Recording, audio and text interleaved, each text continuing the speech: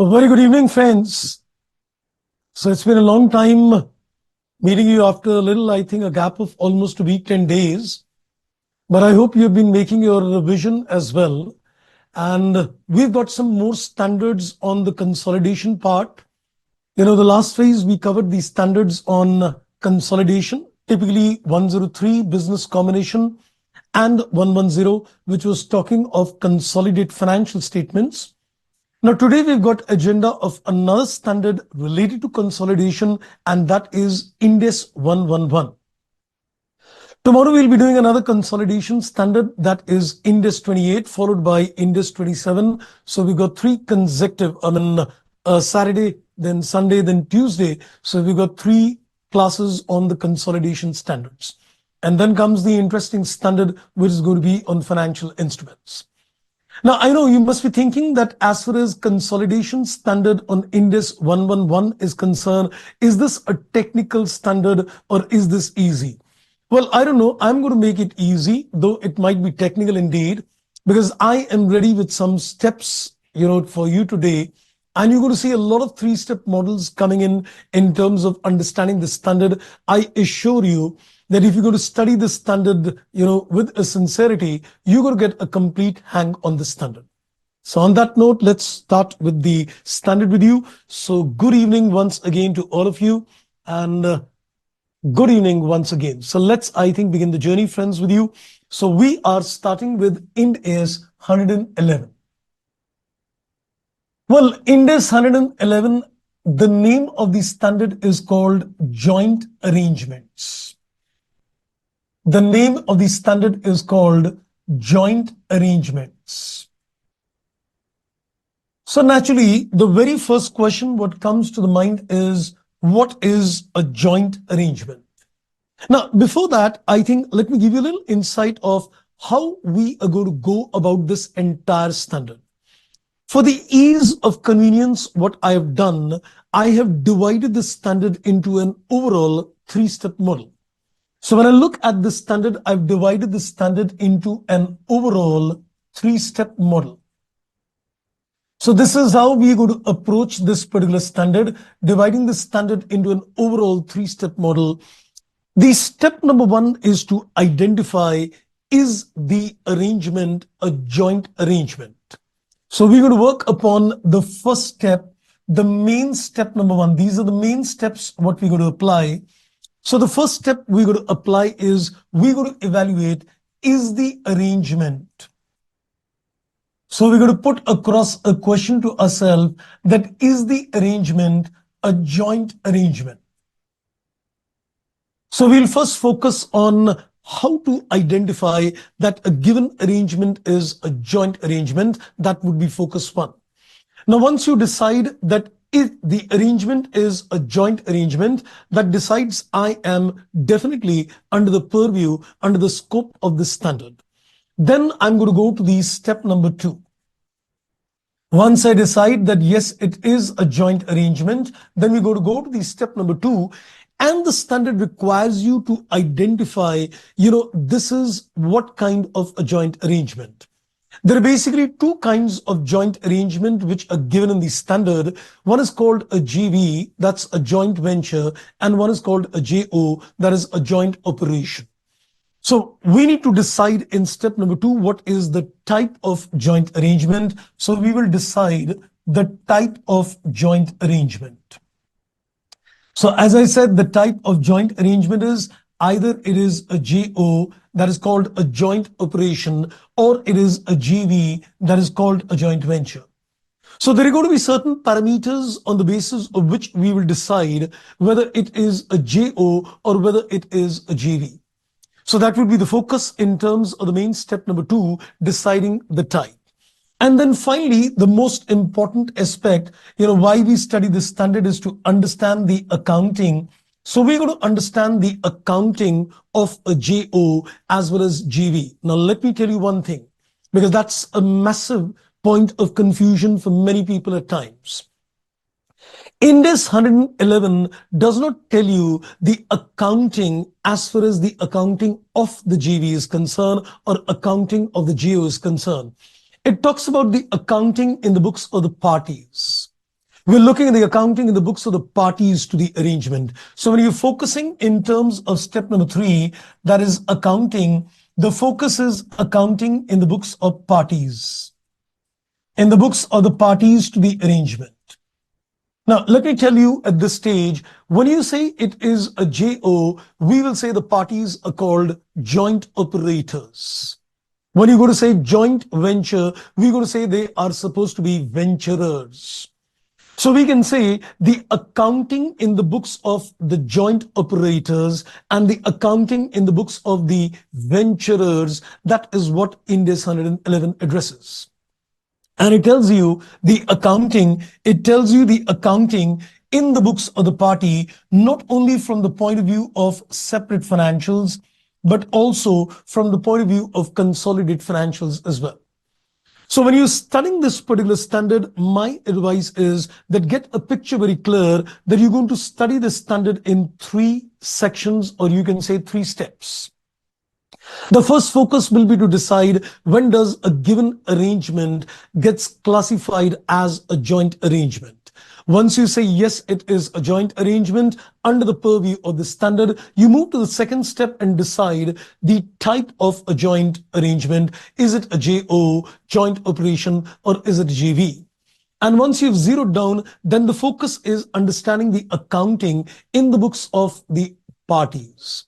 So the parties to the arrangement are supposed to be joint operators and the venturers. So we need to understand the accounting in separate and the consolidated financial statements of the parties.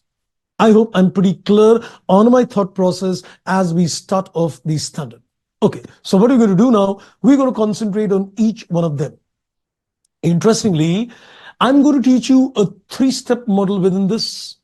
I'm going to teach you a 3-step model within this, and then we're going to make a wonderful chart summarizing the key aspects of accounting. And of course, we'll be doing questions as well. So this is one standard, where I've created almost like 3 steps. Also on Ind AS 110, as one of the class, you told me that there is a question on consolidation. Can you give a rough sketch if question solving thing is not possible? As in one of the class, you told question on Ind AS 110, NCA, okay, NCA held for sale. Okay, not an issue. Maybe I can give you a little sketch on that. Maybe I think towards the end, I guess. Really, 3-step model came again. Yes, that's right. Okay, so let's begin the journey and let's focus now on the step number 1. And in terms of the main step, this is the main step. We're looking at when an arrangement is supposed to be a joint arrangement. Now, I'm going to first of all give you a thought process, and then with the thought process, we will try to understand the concepts as well. But first, let's concentrate on the thought process. So what I've done, I am carrying with me a few inputs which are given in the standard. So let me just, I think, share that to you. Well, I'm looking at the inputs which is given in the standard, and I want to focus on the para number 4 of the standard. I get that's good to see. Yes. So let me, I think, first of all, take you to the para number 4. Just get the thought first clear. It says a joint arrangement is an arrangement of which two or more parties have a joint control. So it is very clear. It says it's an arrangement in which minimum 2 or more than 2 parties have a joint control.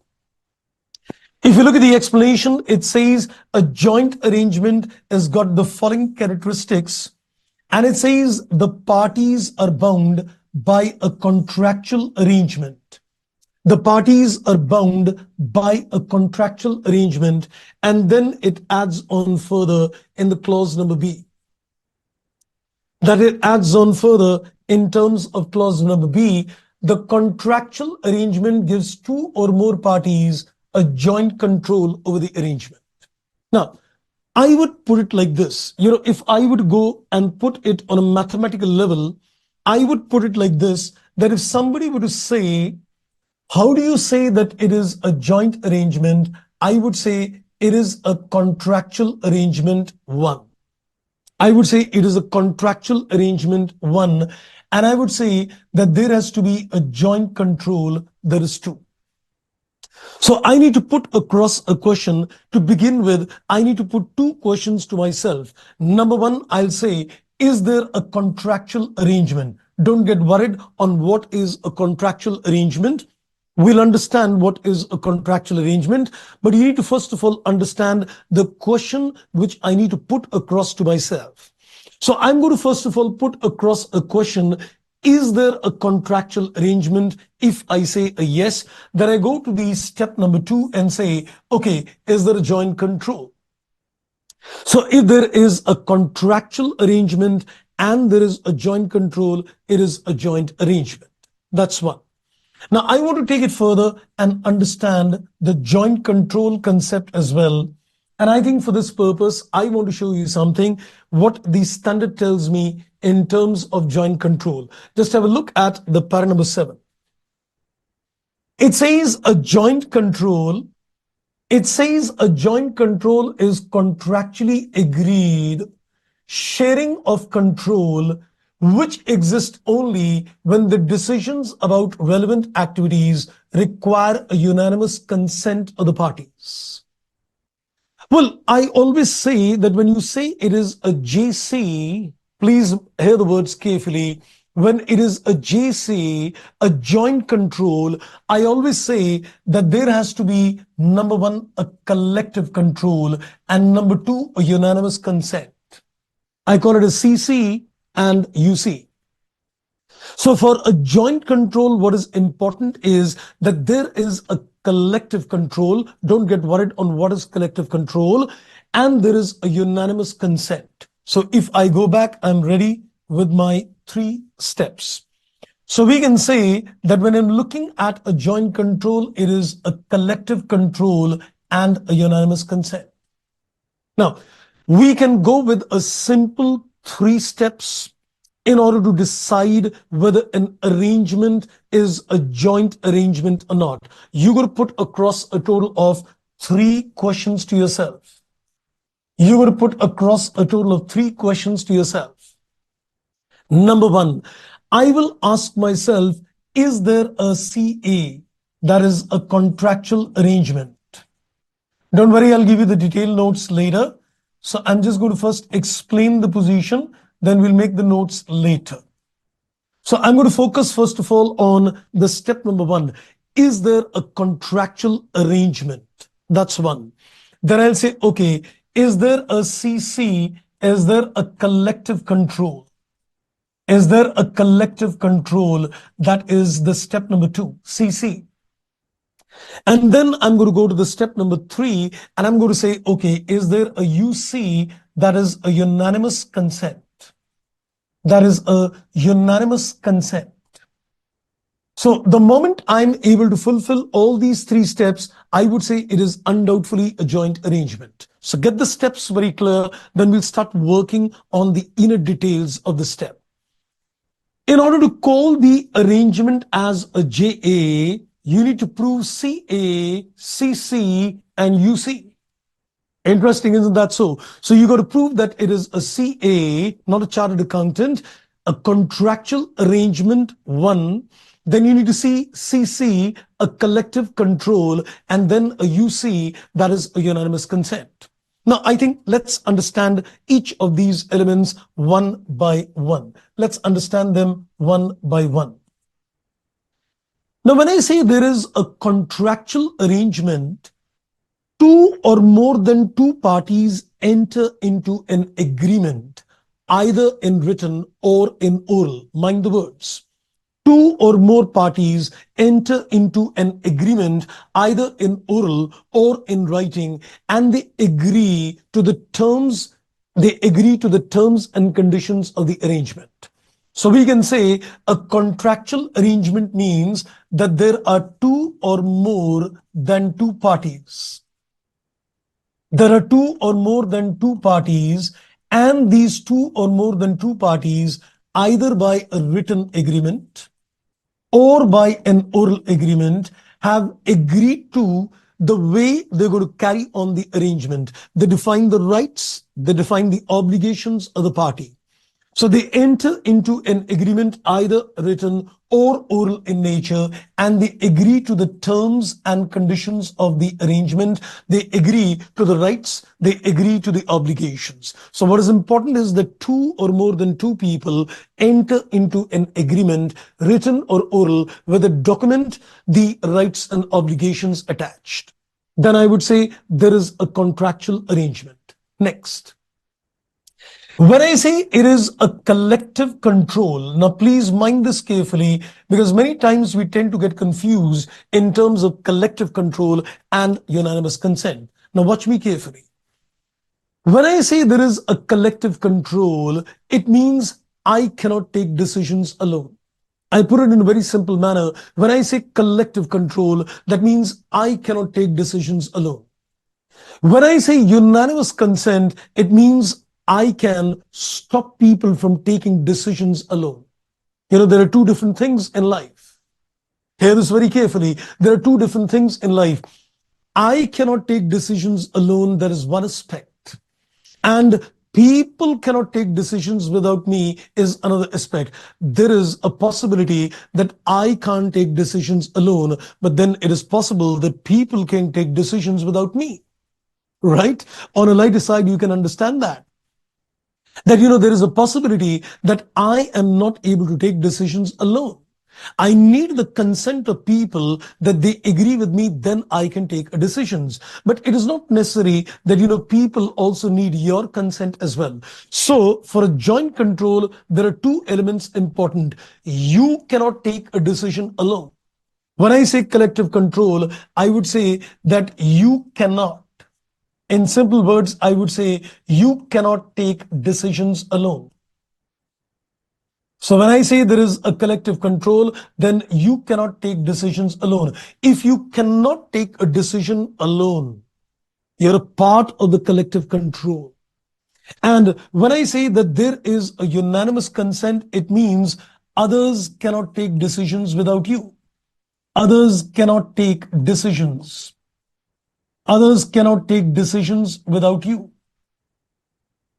So others cannot take decisions without you. Or I would also simply, sometimes I call it as that you can block decisions. That you can block decisions. If you can block decisions, that means unanimous consent is required. I'll take examples to explain that as well, but get one thing very clear. When I'm looking at the concept of a joint control, it has got two elements, CC and UC. So when I say collective control, it means I need to put across a question, can I take decisions alone? If no, I'm a part of collective control. Then I need to take another call and ask myself, can I block other people taking decisions without me? Yes, then they need a unanimous consent.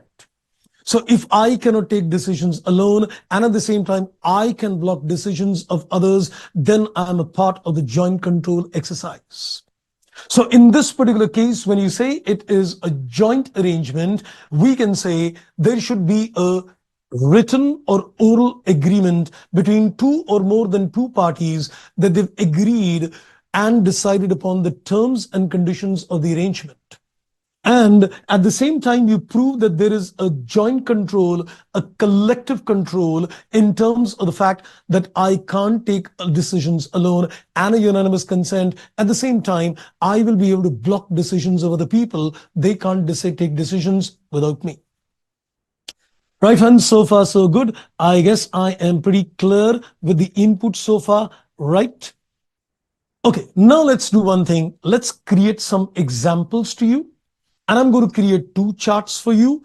Chart number one, where we're going to consider two parties, and the chart number two, where we're going to consider three parties, and let's create some permutation combinations. But before that, let me give you an important clarification.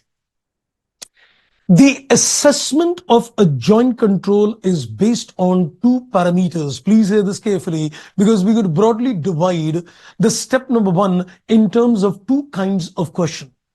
So when you're looking at the concept of a joint control,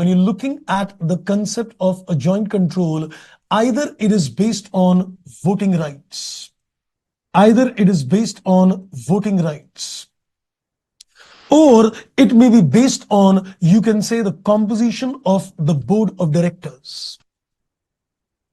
The parties to the arrangement very consciously decide that decisions will be taken on the basis of voting rights, or the decisions will be taken by the board of directors, but who can appoint or remove the board of director, that is important.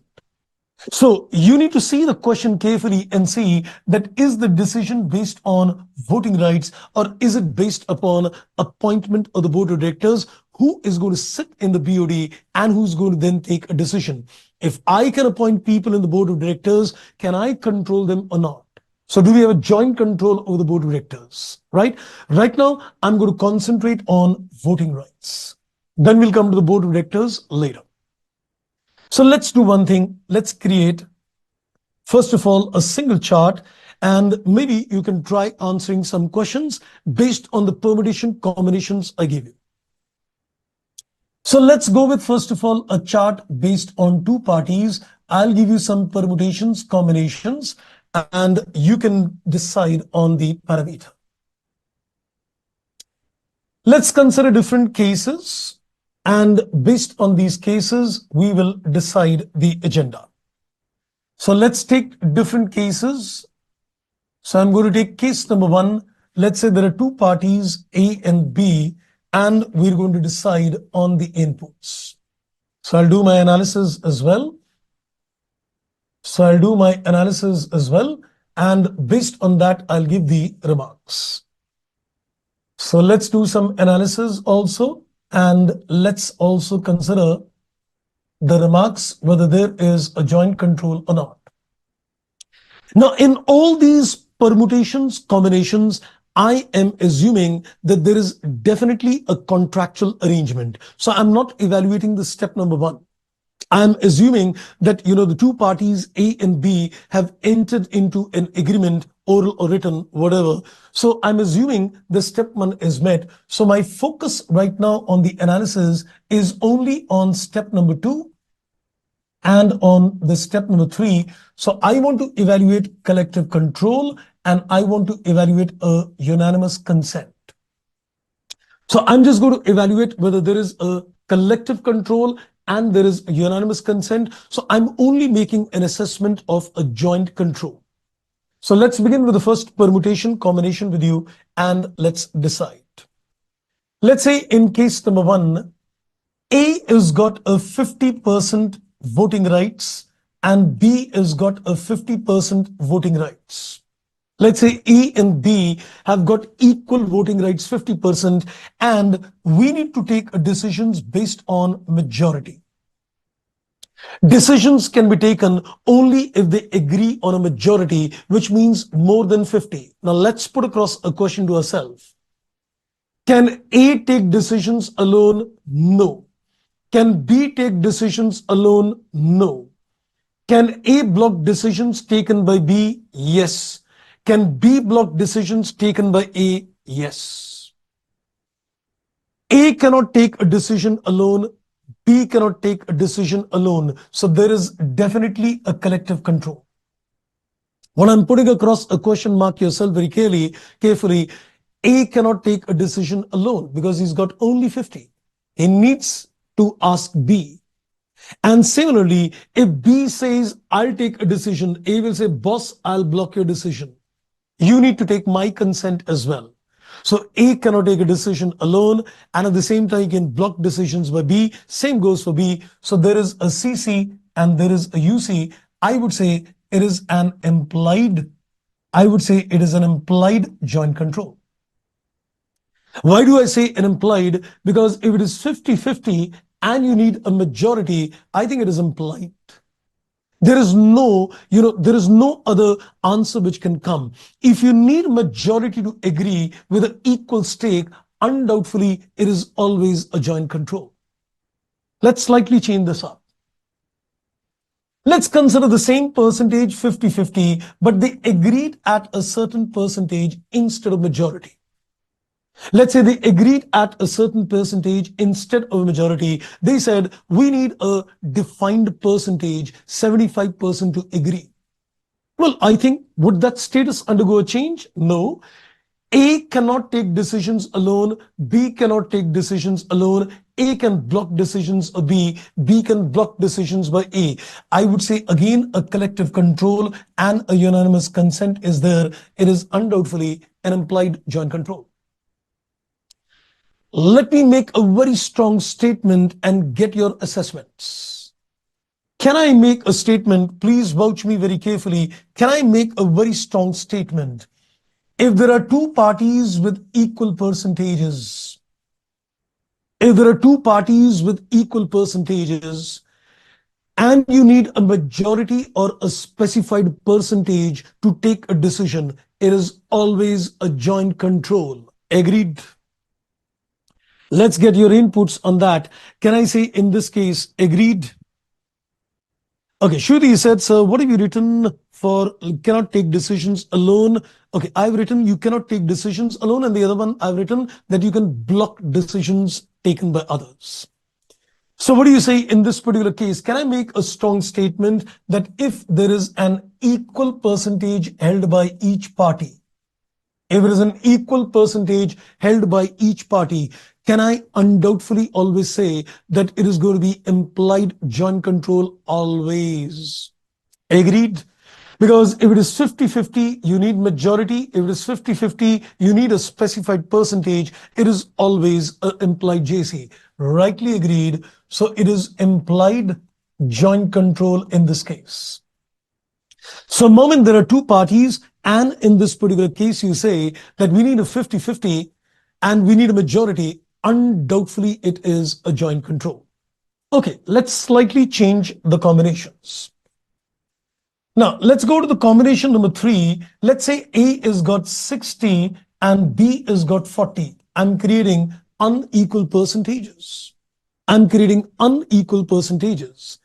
Now, let's say we need a majority to take a decision. Now, I have got 60% for A, 40% for B, and I need only a majority to take a decisions. Can A take decisions alone? Yes. My first question, can A take decisions alone? Yes. He can take decisions. In this case, there is no collective control. It is simply a case of control by A. It is simply a control by A because he has got majority voting rights and he can take decisions alone. The moment you can take decisions alone, it cannot be a collective control. Let's slightly change this further. Let's consider the same percentages, but let's say we need a 75%. Let's say we need a 75% in this case. Can A take decisions alone? No. Can B take decisions alone? No. Can A block decisions taken by B? Yes. Can B block decisions taken by A? Yes. Na jiunga, na jeene dunga. It's like, I can't take decision alone, but boss, let me tell you, you can't also take decisions without me. If I'm not in a position to take decisions without you, you should also not be in a position to take decisions without me. So in this particular case, I would say, is there a collective control? Yes. Is there a unanimous consent? Yes. So does this mean that there is a joint control, an implied joint control? I would say yes. I would say yes. So I'm going to make another strong statement. Vouch me, friends, on that. If you notice, we are going in a very systematic manner, and I'm creating some permutation combination so that your thought processes becomes very clear. Now you can see I've taken a case of a permutation combination where there is unequal percentages, where there is an unequal percentages. Can I say in terms of unequal percentages, there may be a joint control or there may be a control. It all depends upon what kind of majority do we need. If you need a majority, it would lead to control. And if you need a certain specified percentages, then it could lead to a joint control as well. So I would say here, we can say it depends. You can't say that it is a joint control or it's a control. So I think the two parties, if you notice, these are the only possible permutation combination. Trust me, if you want to look at two parties, I think these are the only combinations possible. So when you've got two parties, they may have equal percentages. You need a majority implied JC. They need a 75% implied JC. They've got unequal percentages, depends. If they need a majority, it's a control. If they need a certain specified percentages, it can be a joint control. Right, friends? I hope I am very clear with my examples so far. So far, so good on this. Okay, I think Mancha wants me to put the example on case number 4 once again. Okay, you want me to put the case number 4 once again. Let's have a look at the case 4 once again. A has got a 60% and B has got a 40%, but you need a 75% majority to take a decision. So if A has got 60, can he take decisions alone? No, because you need 75. If B has got 40 and you need 75 to take decisions, can B take decisions alone? No. The focus is when you're looking at a collective control, you need to focus, can I take decisions alone? A with a 60 cannot take decisions because we need 75. B with a 40 cannot take decisions because I need 75. So collective control is there. Next, you go to the next aspect and unanimous consent. If B takes the decisions, can A block him? He can. Because indirectly we are saying that B cannot take a decision on himself. A will say that if I take a different decision, you will need my consent, boss. And does B also need, A also need a consent of B? Yes. You might say that CC and UC seems to be overlapping, but let me make it very clear. When you're looking, it's like, a glass full of water. You say it's half full and then you say it's half empty, but you're looking at two different aspects at the same time to be on a very safe side. So when you're looking at a CC, that is a collective control, what you're evaluating is, can I take a decisions independently or not? Can I take a decisions independently or not? That is the focus. If I cannot take decisions independently, I don't have a control. That means I would be a part of a collective control because I need other people's help. And when I'm looking at a UC, a unanimous consent, my focus is in terms of, I'm also checking, boss, can you take decisions without me? So in CC, I'm looking at, can I take a decision without you? And in a UC, I'm saying, okay, can you take a decision without me or can I block your decision? Got it? So you're looking at both the aspects appropriately, that you can take a decisions alone or not, and can other people take a decisions or can you block their decisions, and accordingly we decide. Right? I hope I'm pretty clear with the input so far. Okay, Shruti, so what is the difference between the permutation, combination 2 and 4? I think you need to watch this. This is 50-50, 50-50, and this is 60-40, 60-40. This is 50-50, equal percentages, and this is 60-40. I've taken 4 cases. Please watch this carefully. One is equal percentage. 50-50, you need a majority or you need a specified percentage.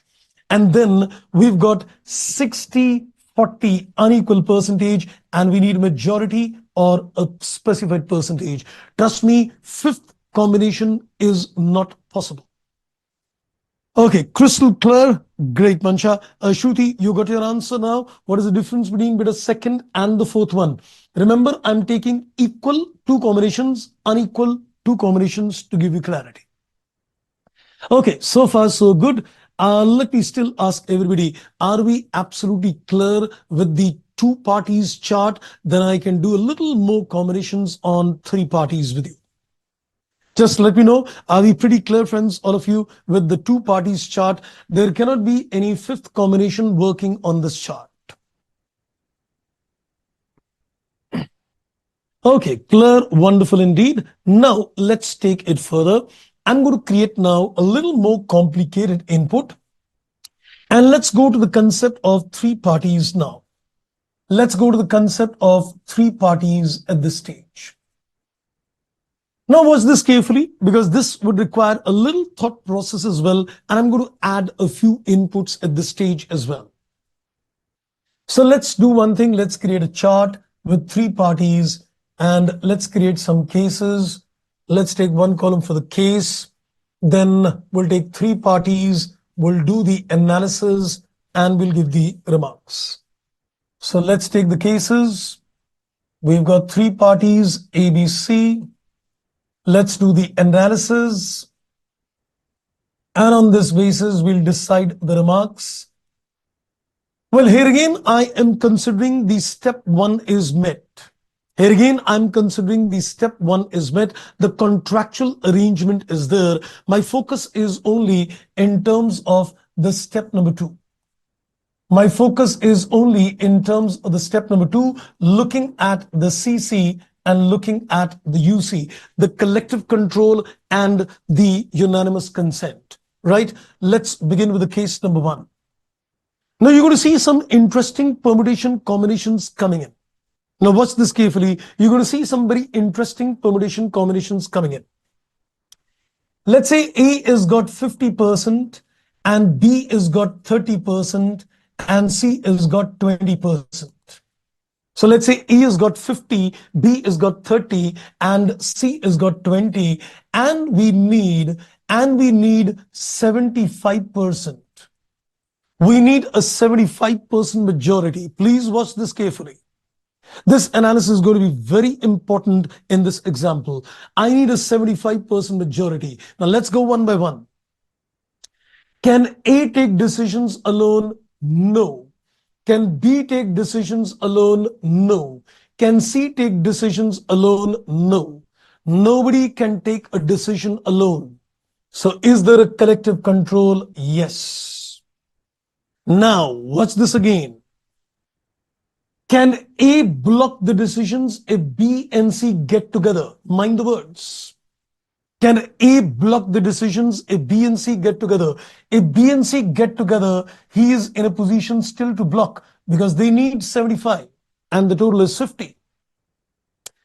Now let's look at B. If A and C join hands, can B block decisions? Yes. Because they would make 70 and we need 75. So B can block decisions. Tell them, boss, you need my consent. Next. Can C block decisions if A and B join hands together? He cannot. Because A plus B is 80. I hope you got the procedure. Now you can see the distinction. So when I'm looking at the concept of collective control, I'm saying alone he cannot, alone he cannot, alone he cannot. You cannot take decisions alone. So what it leads to? Collective control. Then you look at the decisions.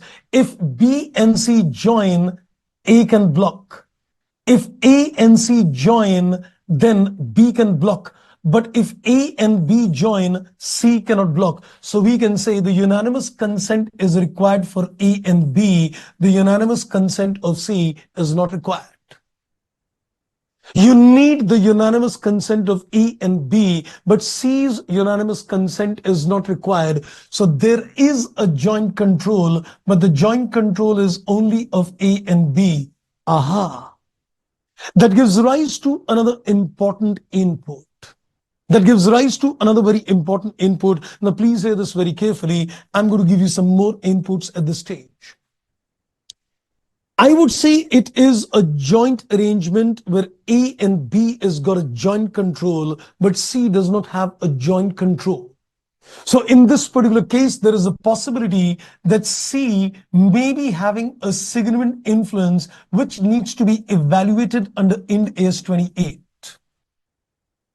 So in this particular case, it's a joint arrangement where A and B has got a joint control and C is got not a joint control, but maybe is got a significant influence and which needs to be assessed under Ind AS 28. In other words, I can also say something like this. I can say A and B are parties to the arrangement with a joint control and C is a party to the arrangement without a joint control. So when I'm going to come to the accounting aspect, I'll elaborate this further, that when you look at a joint arrangement, like in this kind of example, you can see that there are three parties to the arrangement. But not every party has got a joint control. Mind every word of what I'm saying. So when you look at this particular example, you can say it's a joint arrangement and there are three parties ABC. But the parties to the arrangement with a joint control is A and B, but there is another party C, which is a party to the arrangement, but it does not have a joint control. So technically speaking, the parties with a joint control will have a different accounting, and the party C, which doesn't have a joint control, is going to get a different accounting. I hope, friends, I'm very clear on what I said. I know that was technical, but I hope I am clear. Okay. Shruti, you said, so one doubt, you cannot take decisions alone can be used for UC as well. Well, it can be overlapping, but you see, I would suggest, think like this. When you look at CC, you're looking at I cannot take decisions alone. And when you're looking at a unanimous consent, I will ensure that you cannot take decision without me. Look at the different aspects. I cannot take decisions independently is looking at CC. I will ensure that you cannot take a decision without me is looking at unanimous consent. So when I'm looking at CC, I'm looking at myself. When I'm looking at UC, I'm looking at a little negative picture. I'll put it like this. A CC is more like a positive outlook. I'm asking, can I take decisions independently? That's looking at CC. And when you're looking at a UC, it's more like a negative picture, to put it that, I'll ensure, boss, that you can't take decisions without me. It's more like a negative, thing. So this is more positive in nature, and this is looking at a more negative aspect. I hope you got the point. Okay, Mansi, you said, so what kind of control it would be if you need a 30% to take a decision and he holds a 60%, whereas B holds a 40? No worry, no worry. I will be creating more combinations. Don't get worried. I'll be coming to some very interesting combinations further, which will automatically clarify your doubt, Mansi. Okay, and Kriti, you said, so alone cannot take decisions, collective control can block decisions, unanimous consent. That is rightly said. Remember one thing, friends, as I'm saying the word CC, it's like I am saying, can I take a decision alone? And I'll give you a simple example, friends. I'll give you a simple example. I want to conduct a class on a particular day. I just tell you, I will take the class on that day. Can I take a decisions alone? Yes, I've got control. But if I need you to agree as well, then can I take decisions alone? I cannot. So it is collective control. You and me together will take a decision. But when it comes to unanimous consent in the same case, you will say, no, sir, you will not take a class on that day. I will say, boss, I will see how can I not take a class on that date. You only will not decide. Sorry, but did you get the input? I'm looking at the fact that can I take a decision when to take a class? No, I can't. Can you alone take a decisions to take a class, or can I block your decision as well? There are two different aspects. See, typically in case of C, you will see, can he take a decision alone? No, he cannot. He's got a collective control. But can he block decisions at the same time? He cannot. I think this is the best example to see that C is unable to take decisions alone. But at the same time, he cannot block other people. He needs other people's help, but nobody needs his help. I hope you got the point, right? So I hope that point makes it very clear with my example. Correct? Okay, good one. That's right. Okay, so Mansi, you said, so any number of shareholders other than joint holders will be a part of the joint arrangement. Yes, but you see, when you're looking at a joint arrangement in a practical life condition, let me tell you that you may not have too many numerous parties. The most kind of common examples of joint arrangements happens in the oil industry. Like, for example, you see in a practical life scenario, that many times what happens, there are bidding contracts which are done by companies for oil extractions, and they don't engage a single company in terms of oil extraction. So what the companies do, they enter into an arrangement to get a complete contract. So 2-3 oil companies put together. Well, in a joint arrangement, you're not going to see too many numerous number of parties and shareholders. It would be restricted to a very decent number. So you will not see too many high numbers coming in practically. Okay, let's now go further. Let's now go further. So let me just also highlight that point. My first example also throws a very important light, and that is that there are three parties in the arrangement. A and B are a party with a joint control. C is a party without a joint control, but maybe a significant influence. Let's go to the combination number 2. Let's say A has got 50, B has got 25, and C has got 25, and we need 75% majority. Aha, that makes it interesting. A has got 50, B has got 25, C has got 25, we need a 75%. Now, can A take decisions alone? No. Can B or C take decisions alone? There is a collective control. Nobody can take decisions alone. Nobody can take decisions alone. Now let's see the unanimous consent. If B and C join, can A block decisions? Yes. If A and B join, can C block decisions? No. If A and C join, can B block decisions? No.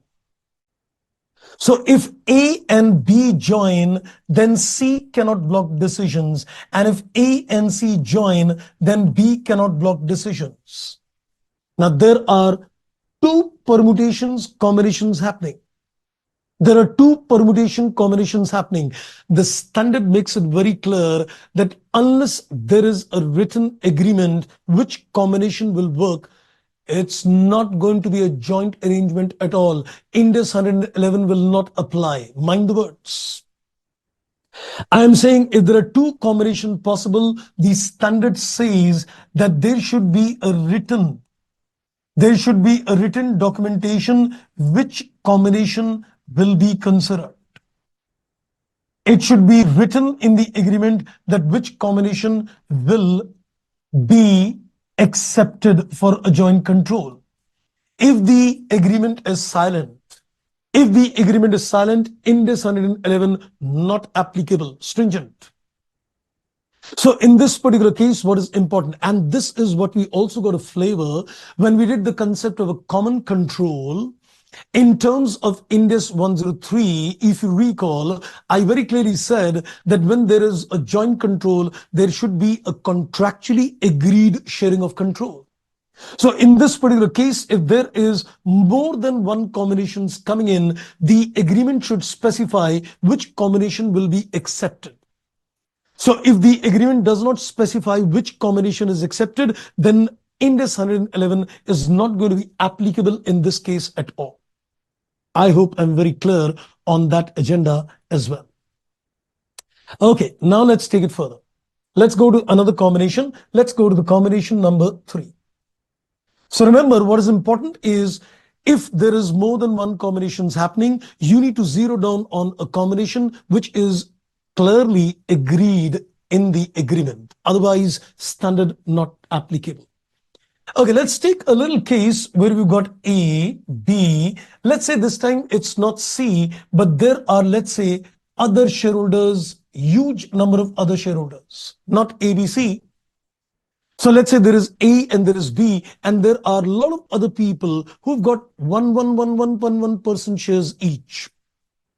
Let's say A is got 50, B is got 25, and the others have got 25, but nobody has got more than one. Nobody has got more than 1%. There are a lot of shareholders, everybody has got less than 1% stake in the company. The question also again arises. Can these people take independent decisions? No. So there is collective control. If A and B join, will others be able to block decisions? No.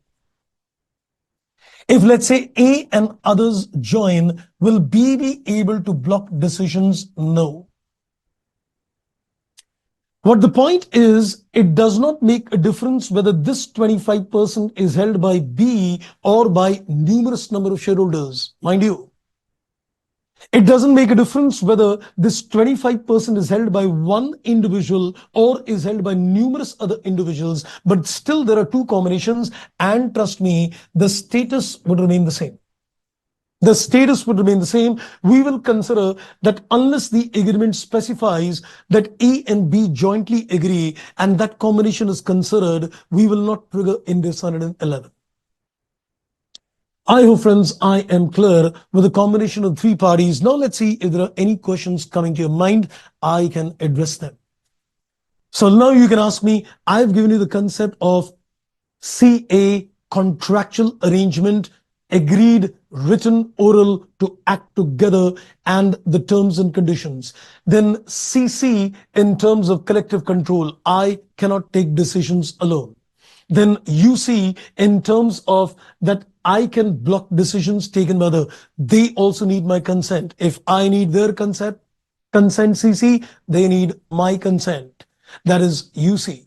Then I would prove that there is a joint control. Okay, so far so good. I think now we are in a position to maybe do some questions based on this. Why not? I think let's pick up some questions from the study material. I have not covered the step number 1. Let me remind you, my step number 1 is not yet complete. I've only given you the assessment of a joint control when things are based on voting rights. Before we go to the illustrations, let me tell you, if the decisions are based on board of director, you need to see how many directors can you appoint on the board. I think let's make the life simple out here itself. Let's say there are two parties, A and B, and they can appoint, let's say, equal number of directors. So let's say there are two parties, A and B, and they can appoint equal number of directors. They can appoint equal number of directors. And we need a majority to take a decision. Does it mean an implied joint control? Yes. Because if they've got equal number of directors they can appoint and we need majority to take a decision, it is undoubtedly an implied joint control. Because let's say there are 4 directors, he can appoint 2, he can appoint 2, and you need majority to agree, so you need 3 directors to agree. So it is an implied joint control. But sometimes the question might also give you some more inputs as well. Let's say along with this, that they can appoint equal number of directors. Sometimes he might say that there would be a chairman. There would be a chairman who will have a casting vote. He tells us that there is a chairman who needs a casting vote, who has a casting vote. That means if there is a tie, between a decision, the chairman will take a decision because he's got a casting vote. So he will say that would be taken as a decision. Then we will see who can appoint this chairman.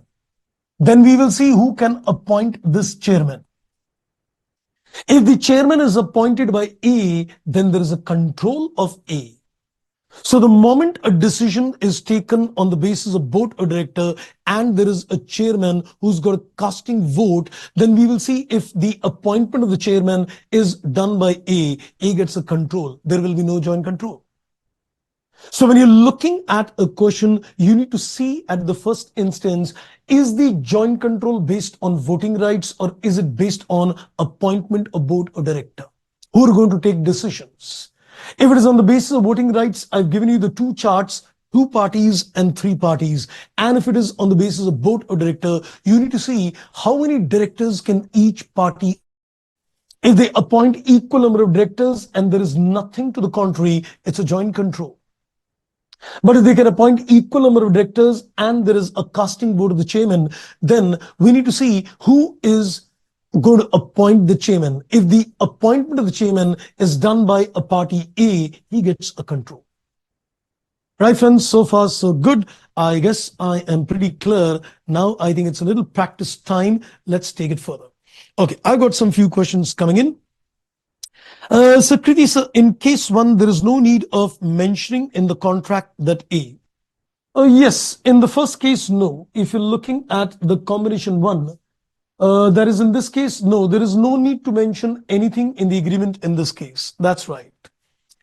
And Mansi, you said in scenario number 2, if it is written A, B, but A and C agrees, but not B, so will the decision be taken or not? In scenario number 2, you said if it is written A and B, so the agreement specifies A and B, but A and C agrees, but B does not. Well, then in that case, decisions can't be taken. Because if it is written in the agreement that A and B collectively have to take a decisions and A and B do not mutually agree, decisions cannot be taken. They can't implement a decision. You see, once you have zeroed down on a particular combination, only that combination can take a decision jointly. So if A and B agreed and they're not agreeing to a particular consensus, decisions cannot take place, right? Okay, now I think let's take it further. Let's do a little practice on this. My step number 1 more or less is done, but I would like to take you to the study material. I'm carrying the study material with me and we're going to do some questions based on that. So let's have a look at the questions in the study material, and based on our understanding, you can decide. I think it's good to go. Yes, I think that's pretty visible.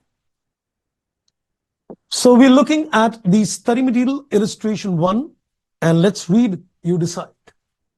It says ABC and DEF have entered into a contractual arrangement, CA, to manufacture a product and sell in the retail market as per the terms of the decisions. Decisions about relevant activities requires the consent of both the parties. It says we require the consent of both the parties. The parties share the returns of the arrangement equally, and whether the arrangement can be treated as a joint arrangement. I think it is very clear when it says decision requires a consent of both. That means it is very clear that I can't take decisions alone, that I can even block decisions. We need to unanimously agree. I think it's undoubtedly a joint arrangement. We can very clearly see a CA and we can see a JC as well. So that's, I think, clear. It is undoubtedly a JA. Okay, let's go to the illustration number 2. It says PQR and XYZ established an arrangement in which they get 50% each voting rights. And the contractual arrangement between them specifies at least 51% voting rights are required to take decisions. Two parties, 50-50, and you need a 51% to take a decision. Quickly, what is your decision, friends, on that? So what is your decision based on that? We're looking at two parties, 50-50, chart number 1, and you need a 51 majority to take a decision. Can I say undoubtedly it is an implied joint control? It is indirectly an implied joint control, because in this particular case, nobody can take independent decisions and you can block decisions as well. Let's go to the next one. It says ABC established an arrangement. A has got 50% voting rights, B has got 30%, and C has got 20. That's based on my chart number 2. You already know this. The contractual agreement between ABC specifies at least 75% are required to take decisions on relevant activity. So we can see that can A, B, C take decisions alone? No. So ABC cannot take decisions alone. Can A block decisions? Yes. Can B block decisions? Yes. Can C block decisions? No. So there is a joint control, but can I say between A and B? C is not a person, not an entity having a joint control. Maybe you can make an assessment that he's got a significant influence under Ind AS 28 based on the same. So this was based on my chart number 1, 2 parties, and this was based on my chart number 2, that is 3 party. Okay, let's do some more selected questions with you. So let's, I think, have a look at illustration 4 and illustration 5. You can definitely practice more on it, but let's do some questions. Illustration 4. It says arrangement has got 3 parties, X has got 50% and Y and Z 25% each. I've already done that. So this is again based on my chart number 2, where you can see there are going to be two combinations working in.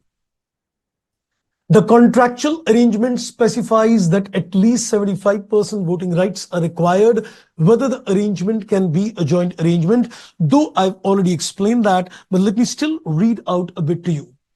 It says in this case, even though X can block any decisions, it does not control the arrangement because it needs the agreement of Y or Z. The word is or Z. In this question, X, Y, and Z collectively control the arrangement. Can you see that there is a collective control between all three? That's what I said. CC is there because none of them can take decisions alone. However, there is more than one combination of parties which can reach a 75%, either X plus Y or X plus Z.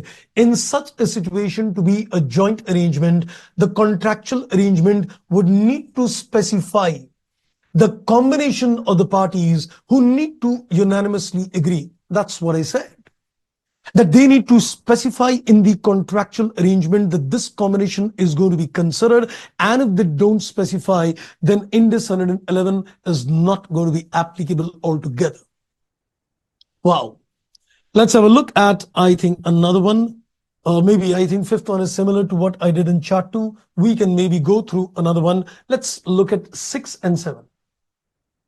Let's look at 6 and 7 and let's answer. I think let's look at 6 and 7. So far, the questions have been on the area where you're evaluating the concept of a joint control on voting rights. Now, I'm going to look at the assessment of a joint control based on the appointment of board of director. It says Electronic Limited is established by two investors, R and S, and they've got a 60% and a 40% voting power. Don't get enamored with the fact that there is a 60 and 40% voting power. It all depends upon whether decisions in terms of relevant activities are taken on voting rights or appointment of board of director, right? As per the articles of association, both the investors have the right to appoint 2 directors each on the board. The directors appointed by the investors will act in accordance with the directions of the investor who appointed such a director. He says further, the articles of association provides decisions about relevant activities will be taken by board of directors through a simple majority. You know what he's done? He's given you the composition of the voting rights, 60-40. He's given you that how many directors you can appoint to each. But since the decisions are taken on the basis of board of directors achieving a simple majority, the data of voting rights becomes irrelevant for us. So we're going to consider only who can appoint how many directors. Since they can appoint 2 directors each, and we need to achieve a simple majority, can I say there is definitely a joint control, even though they've got unequal voting rights. And it could lead to that there is a control on the basis of voting rights. But since decisions are not on voting rights, decisions are taken on the basis of majority board of director, therefore it is a case of a joint control. I hope I'm clear. Okay, let's now go to the illustration number 7. MN Software is established by 2 investors, MNN, and both the investors have got 50% voting power, so equal voting shares. As per the articles of association, both the investors have a right to appoint 2 directors each on the board, and the directors appointed by each investor will act in accordance with the directions of the investor. The decisions will be taken by the board of directors through simple majority. So voting rights irrelevant again. Since the decision is taken purely on the basis of the board of directors, we can say it is a joint control unless there is anything extra. Unless there is anything extra, and it says further. Article of association also provide the right to appoint the chairman of the board, who will have the right of a casting vote in case of a deadlock situation. So he makes it very clear that if there is a deadlock situation, the chairman is going to get a casting vote, and it says article of association provides that M is got the right to appoint the chairman. Had there been no casting vote of the chairman, there would have been a joint control, but simply because there is a casting vote of the chairman and the chairman is appointed by M, we can say in this case, M Limited gets a control. In this case, M gets a control because he is going to appoint the chairman. Wow, that's simple, and I think that's rightly given. Okay, that's, I think, seems to be quite good enough. I think some of the illustrations, you can do that. There are a few illustrations giving us some further inputs as well. But I would now like to draw your attention to another area as well. Now let me tell you in terms of step number 1, the main step. I'm just going to consolidate and add a new addition before I close my step number 1. I just want to give you a little more inputs in terms of the step 1. The step 1 is focusing only on identifying that it is a joint arrangement. Now, I'll tell you the types of questions you can confront looking at the study material, the kind of questions you can confront in step number 1. So watch this carefully. I would say you can get 3 kinds of questions. Watch this carefully. You can get 3 kinds of questions. So I'm looking at the types of questions. In step number 1, I'm looking at the types of questions. We've already covered 2 types. I just like to give you another 3rd type as well, which is also covered in the study material as well. When you're looking at identification of a joint control, there are hardly any questions asking you to identify it's a joint arrangement. The focus is mainly on the joint control. So you will get a question number 1 that you're looking at the assessment of a joint control. The examiner says, give me the assessment of a joint control, and this is based on voting rights. And this is based on voting rights. So I've already given you extensively the 2 charts, 2 parties and 3 parties. It'll give you all the combinations with which you need a decision. So when you're going to look at the assessment of a joint control based on voting rights, you can refer the chart which I've given you for 2 as well as for 3 parties. I've already given you the chart based on 2 and 3 parties, and we've done a couple of illustrations on that area. That is one kind of question. Second, the examiner gives you the assessment again for a joint control. The examiner again gives you the assessment of a joint control, but this time he takes it on the basis of how many directors you can appoint, not voting rights. So in this case, it is based on appointment of. It is based on the appointment of. It is based on the appointment of directors in the board. It is based on the appointment of how many directors you can appoint on the board. And I've also given you a clarification. I've also given you that depending upon how many directors you can appoint, you also need to see the casting vote of the chairman. I've given you the clarification that if there is a casting vote of the chairman, then there will always be a control of the party who can appoint the chairman. So this is what we have done. So we've done some illustrations on this as well. But sometimes the examiner may not be interested in looking at your knowledge on joint control assessment. He will not be interested in these cases, but he would be interested in something else. He would be interested in, can you identify the relevant activities? He will give you a list of relevant activities, and he will tell you that there are 2 parties. A is responsible for these activities. B is responsible for this activities. You need to decide which is more relevant in nature.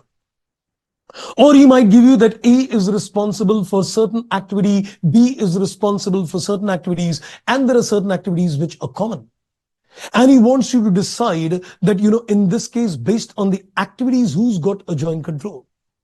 So he will give you a list of relevant activities and tell you to decide who is the decision maker in terms of relevant activities. Are both jointly taking decisions on relevant activity, or is there only one person who's taking decisions on relevant activity? This will be one of the most crucial aspects where a little judgment might be required, where you will have to make an assessment that, okay, these parties are responsible in terms of taking decisions on these activity. Who is having the control or the joint control of relevant activities?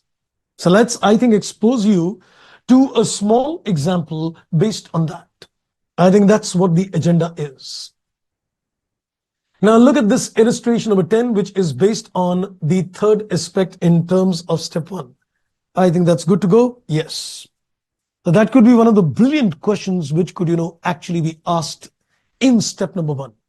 So when you're revising things, please go through the concept that in step 1, what kind of illustrations are falling under the ambit of based on the concept of voting rights, what illustrations are falling on based on the board director, and what kind of questions are falling under relevant activity. So filter out all these illustrations and map them according to type of questions. It's going to help you much before the exams. Okay, so let's now read illustration number 10, and we'll see when relevant activities are given, how do we take decisions. It says entity R and entity S established a new entity to construct a national highway and to operate the same for 30 years as per the contract given by the government authorities. Then he says, as per the articles of association, the construction of the highway will be done by entity R. It says construction is done by the entity R. And all the decisions related to construction is taken by R independently. He's telling me very clear that what are the set of decisions which R takes independently, all construction and related decisions taken by him. After the construction is over, entity S will operate the highway for 30 years and all the decisions relating to operating the highway taken by S independently. He's very clearly given you, demarcated the area that R is responsible for construction, S is responsible for operation. So construction finishes, R role is done, then S role comes into play. However, it says, however, decisions related to funding and the capital structure is taken by both the parties with unanimous consent. He's filtered 3 blocks. Certain activities where R is responsible, construction. Certain activities where S is responsible, operation. But there are a common set of activities when it relates to capital structure and funding. If I say that there is a capital structure decision, I would say it's a financing decision. And when you say that it is supposed to be funding decision, they're all financing decision. And I think financing decision is supposed to be the most relevant activities. Whether you'll be able to do a construction or not is dependent upon financing. How would you operate is again dependent upon financing. The central decision in terms of construction or in terms of the operations ultimately rests upon finance. And since there is one major activity, which is finance, which needs a unanimous consent, I would say even though different spheres of activities, they've been made responsible, but at the end of the day, you need a unanimous consent for finance. So whether this arrangement is a joint arrangement, I would say yes. So construction is taken by R independently, operation is taken by S independently, but funding and capital structure is something which needs a joint decision. All activities are significant, but since funding and capital structure are essential, without which even the construction operation cannot commence, it is highly significant. So you need to see, which is the bigger decision. In this case, since financing is something which will decide the fate of construction, financing is something which will decide the fate of operation. So we can say undoubtedly, based on this, there is a joint control. And if it is a contractual arrangement with the JC, it is undoubtedly a case of JA. Right, friends, I hope I have made myself clear on that part as well. Okay. So that was on step number one. Then there are some one or two simple examples which you can go through. Okay.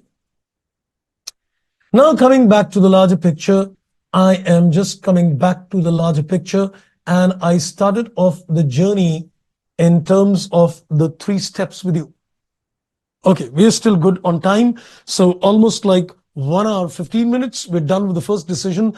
And third decision will not take that long. But yes, second decision is going to take a little part as well. So let's now go to the second decision. I have covered the first decision, step one. Is the arrangement a joint arrangement? I've covered that. CA, CC, UC, CC and UC makes it JC, and a JC is based on either voting rights or it is based on appointment of board or director. Simple. I think, friends, before we take it further, I want your assessment, as usually I do. I want you to give yourself a comfort zone on a scale of 10 regarding your understanding on the first step and the 3 sub-steps of the first step. So before I take it further, I want you to quickly give me your inputs on a scale of 10 on your comfort zone on the step number 1 and the 3 sub-steps. Then I'll take it further and let's go to the step number 2.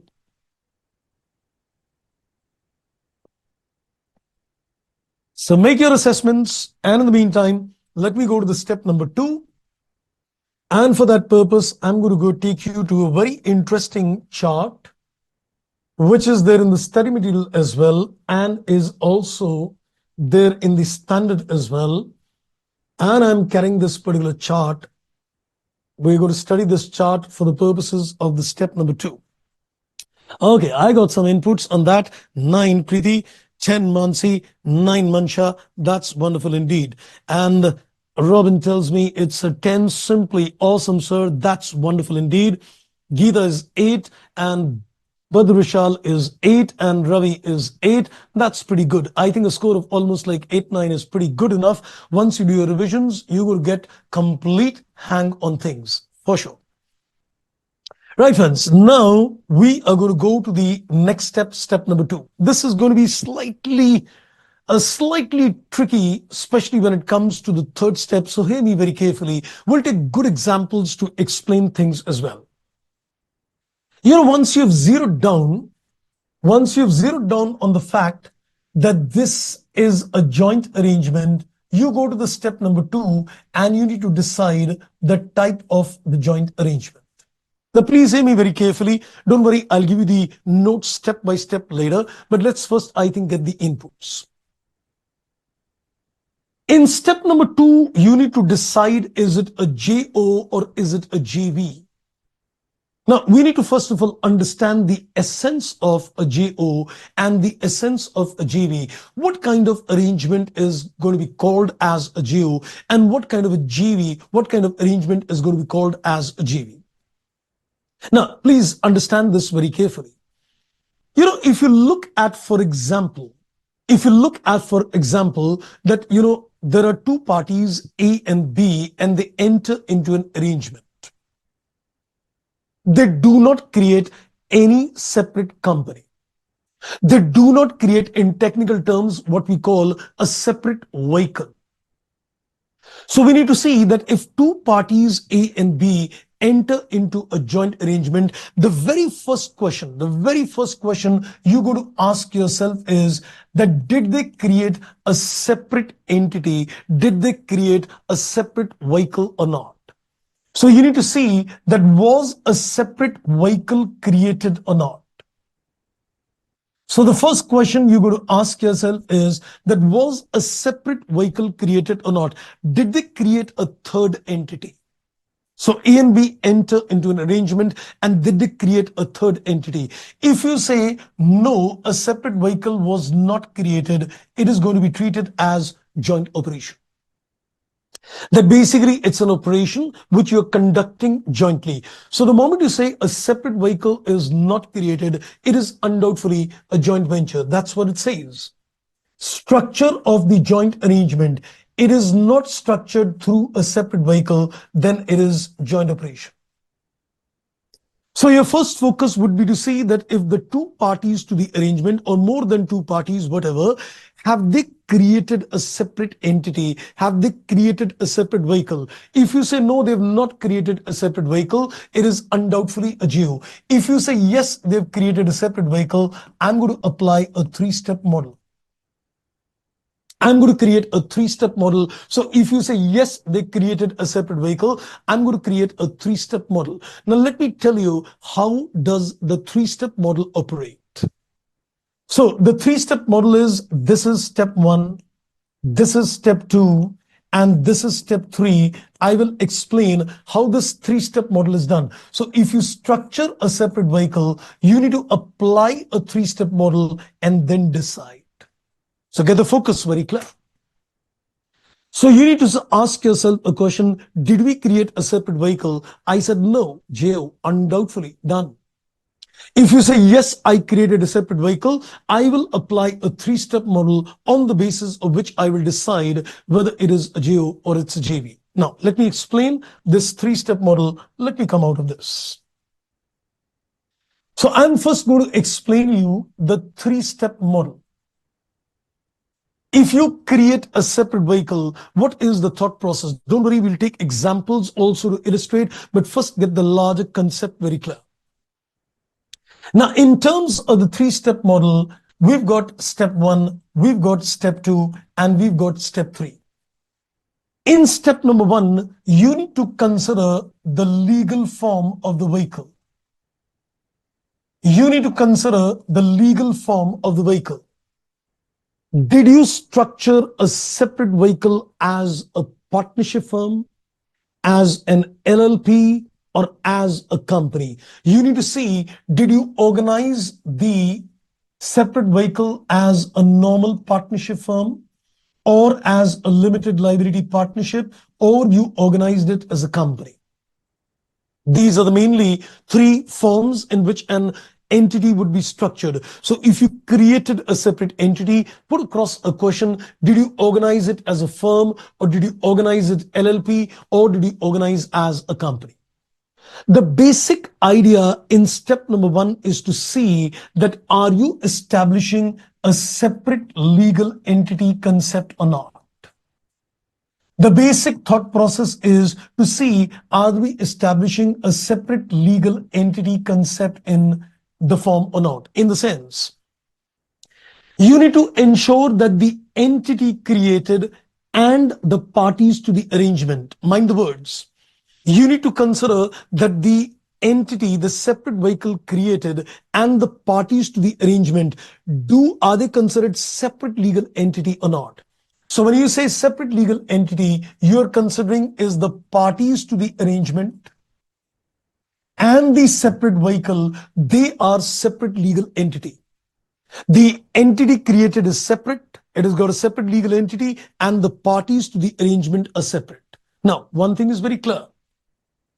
There has been some clarifications which is given in the Ind AS bulletins as well, and I'm giving you the addition in terms of what the bulletin says. If you create a firm, it does not create a separate legal entity concept. It does not create a separate legal entity concept, because in a firm, the partners are always jointly and severally liable for the obligations of the firm. It does not establish a separate legal entity between the parties and the partnership firm. But if you create an LLP or a company, it definitely creates a separate legal entity concept. So can you put that once again? I'm putting that once again, friends. I know what I'm speaking is slightly technical, so no worries on that. Let me just put that once again. So what do you need to do in terms of the step number one? You need to put across a question to yourself. In terms of step number one, you're going to put a question to yourself that the separate vehicle created, does it establishes a separate legal entity concept? Is the parties to the arrangement and is the separate vehicle supposed to be separate legal entity? When you establish a firm, there is no separate legal entity concept between the partners, the parties to the arrangement and the firm. But if you create a LLP or a company, it definitely creates a separate legal entity. The parties to the arrangement are separate and the firm, the LLP or the company is separate. Now, another thing to watch out in this particular case. If you establish a firm, it will be considered as a GO. If you establish a company or an LLP, it is JV. The standard makes it very clear that if you say that a separate legal entity is established, it is JV. If a separate legal entity is not established, it is supposed to be a JO. So moral of the story, the first thing you're going to see, did you create a separate vehicle? Yes, you created a separate vehicle. Does that separate vehicle ensure a separate legal entity between the parties and the entity created? If yes, it's a JV. If no, it's a JO. I hope, friends, I am clear with the step number one, right? I guess I'm clear with the step number one. So you need to only check the separate legal entity concept and decide if it gets established, JV. If it doesn't get established, it is a JO. Now, once you're done with step number one, you are going to mandatorily go to step number two, irrespective of whatever has been decided. You decided in step number one, but you still go to step number two, irrespective. So after the step number one, we will definitely go to step number two. So you will definitely go to step number two after the decisions in step one is taken. Now, what do you do in step number two? Now, in terms of the step number two, what we need to consider in this case is that we need to see that the contractual agreement. What does the contractual agreement between the parties states? We need to see, have the parties by a contractual agreement documented the rights and obligations? So if the contractual agreement is there, because the contractual agreement may be in writing, so we need to see if the contractual agreement states about certain facts or not. You need to see, are the parties getting rights to assets? And are they getting obligations towards liability? A is assets, L is liability. So we need to see, are they getting right to the assets, obligation towards liability, and are they getting rights to income? Let's put it like this. Are they getting rights to assets and income and obligations towards liability and expense? The parties are responsible for, there are certain proportion in which they get the assets, there are certain proportion in which they bear the liability. Or we need to see that the parties are getting rights to net assets. They're getting right to net assets, or they're getting right to net profits. So the parties to the arrangement might agree with a written agreement that they want the share in the net assets or net profit, or they want a share in asset, liability, income, expense, different proportions. If they are wanting rights in the asset, liability, income, and expense, it is JO. And if they're getting right to the net assets and net profit, it is JV. So I'm telling you the crux in terms of the step one and two. Let me explain once again. I know this is slightly technical. Let me put it again. So what do you need to do in step number one? You need to see, did you create a company or LLP? JV. Did you create a partnership firm? JO. A JO is considered that there is no separate legal entity concept. A JV is considered a separate legal entity is done. So you'll put across a question in a very simple manner. When you created a separate legal entity, what did you create? A company, LLP, JV. You created a partnership firm, JO. Irrespective, go to step two. Did the parties by a contractual agreement decide? That the parties by a contractual agreement decide that they want to get a share in the assets, obligation in the liability, share in the income, and share in the expense. So different proportion in which asset, liability, income, expense will be distributed. JO. Or in this particular case, they're going to get net assets, net profit. So assets minus liability, they get a share in the net assets or net profit, then it is JV. So they may agree in a contractual agreement to get a share in the net assets, net profit, or asset liability. And accordingly, we decide in terms of step two. What you decide in step two, what you decide in step two overrides what you decided in step one. Sir, in the sense, I'll give you. So your step number two in this particular case is going to override. The decisions in step number two will override the decisions in step one. And the most important fact, if the contractual agreement is silent, then you go to step three. If the contractual agreement is silent, then you go to step three. So which means you go to step one, and if the contractual agreement is there, you go to step two, no step three. No step three. But you go to step number one, the contractual agreement is silent, then you go to step three. So you need to see step one and step two, then step three not required. But if step two data is silent, then you go to the step number three, and here you need to look at the other facts and circumstances. What do you see? That we'll see later. We will look at other facts and circumstances with the help of which there might be more data to give you decisions.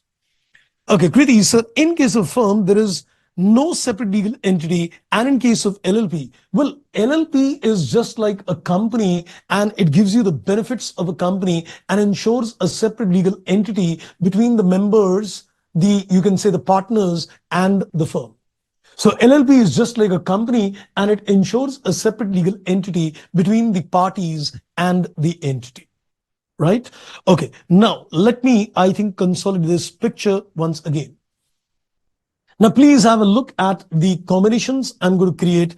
I just want to create some combinations to give you more clarity. Let's, create some combinations to you. Watch this very carefully. I'm going to explain step one and two with some permutation combinations before we go to the further case studies. So I'm looking at step one, I'm looking at step two, and then I'll do my remarks. We'll do some case studies also, but first we need to get a very good idea on step one and step two. Then we'll see upon the step three later. So I'm looking at step number one, where I'm looking at the legal form. Watch the combinations carefully. Then I'm looking at the step number two, where I'm looking at the contractual arrangement. I'm looking at the contractual agreement, and then I'll look at the remarks to decide, is it a JV or is it a GO? Now watch this permutation combinations very carefully as I go. If you want, you can answer them as well. Robin, sir, can you please explain the order of priority once again? Okay, let me, explain that once again to you. So before we make the chart, let's get the combinations very clear.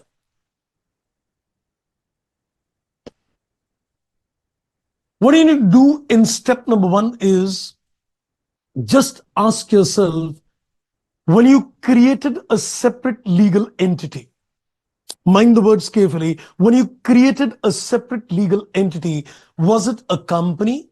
JV. Was it a LLP? JV.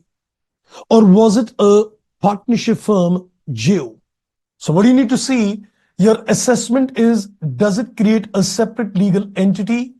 In case of company, in case of LLP, it does, and it is JV. In case of a normal firm, it does not, and it's a GO. Step one. Then in terms of the step number two, the parties by a contractual agreement might have decided how the asset, liability, and the income and expense will be distributed. So what we'll do in this particular case, see that the parties agree to get net assets and net profit, JV. Or they agree to get share in asset, liability, income and expense, GO.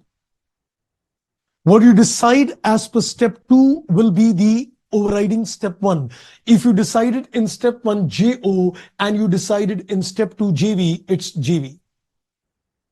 If you decided in step 1 JV and step 2 you decide JO. So what step 2 decides is going to override what is done in step 1. Then you will say, so why are you looking at step 1? If step 2 will override step 1, what is the need of looking at step 1? Step 2 might be silent. Step 3 might be silent. Step 2 might be silent and step 3 might be silent. So you cannot say that step 1 has got no relevance. You're looking at step 1 and then looking at step 2, but data on step 2 silent. You go to step 3 also silent. So the only thing I can look at is step 1. So don't be under the impression that if step 2 overrides step 1, that step 1 has got no relevance indeed. But when you look at step 1, you definitely go to step 2, and what step 2 decides overrides what is taken in step 1, right? I guess I'm clear with it, Robin? Clear with this? And Shruti, so why write to net assets in a JV? Well, you can say that JV is something like you're treating it as a company. In a company form of organization, what does the shareholder gets? He gets a share in the net profits and net income, because that technically proves a separate legal entity concept. And in terms of a geo, it's like treating as a non-separate entity. And therefore, you're saying that I want to share the assets liability in certain proportions. So geo is more indicative, the absence of a separate legal entity, and JV is more like creating, yes, there is a separate legal entity. Right? I guess you got your answer, Robin, Shruti. Now watch the combination chart which is coming in. Watch this carefully. I'm going to give you combinations and see this carefully. Decide.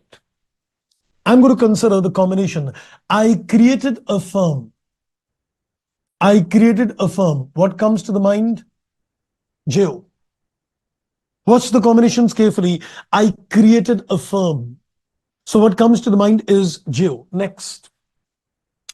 The partners agreed, the parties agreed, they will get share in assets, liability, income, expense in different proportions. What comes to the mind? Geo. I'm going to create all personal combinations in this particular case. Robin, it's like we can't decide from step 2 or 3, then we go back to step 1. Yes.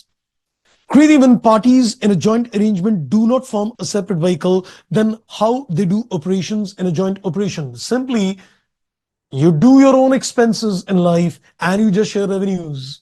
Two companies, don't create a separate vehicle. They enter into a contract. Let's pick up a particular contract. Let's do a work jointly for somebody. Let's share the revenue and let's bear our own cost without creating a separate legal entity. Correct? And I think, Mansi, you said, sir, if step 3 is divided in different proportions, then how it can be called as a joint control? Okay, no worry. I think I got your questions. I'll be coming to certain little more clarities later. Right now, I'm not giving you the deeper insight. I'm just giving you some apparent insight. It'll take some time. Don't worry. My step number 2 is not over. I know what you're going through. I will give you. But first, look at the combinations. You created a firm, it is JO. They get assets, liability, income, expense, JO. No contradiction in step 1 and 2, JO. Combination 1. Second, it's a firm, it's a JO. They're going to get net assets. They're going to get share in net profits. What is it? Was it now? So they're going to get net assets and net profit. It becomes JV. Step 2 overrides step 1, JV. So now you can see the chain very carefully. You decided in step 1 JO, but what you decide in step 2 is the overriding factor. The step 2 will take the final call. I'll tell you more things, don't worry. Let's say I created an LLP and a company, then it is what? JV. They're going to get share in the assets, liability, income, and expense. Then what it is? It is JO. And in this particular case, step 2 overrides, so it is JO. The next, we'll look at the combination. This is same. You created a company, LLP. They're going to get share in the net assets and the net profit. Then what it is? JV. So the second step overrides the step 1. It is JV. Is there any other combination which can follow in terms of other than these four? No. You can't see any other permutation combination following, but there could be something more. Let's say you say it is a firm. Let's say you say it is a firm, or let's say you say it's a company or an LLP. So here you decide a JO, here you decide it is a JV, and the step number 2 data is silent. So what do you do? In this case, you go to step number 3 to evaluate further things. Sir, can you explain us a little more detail about these inputs, what you're trying to tell us? Okay, I'll now tell you something more to give you more clarity of thought. What I'm about to tell you might be giving you more clarity or might create more confusions in life.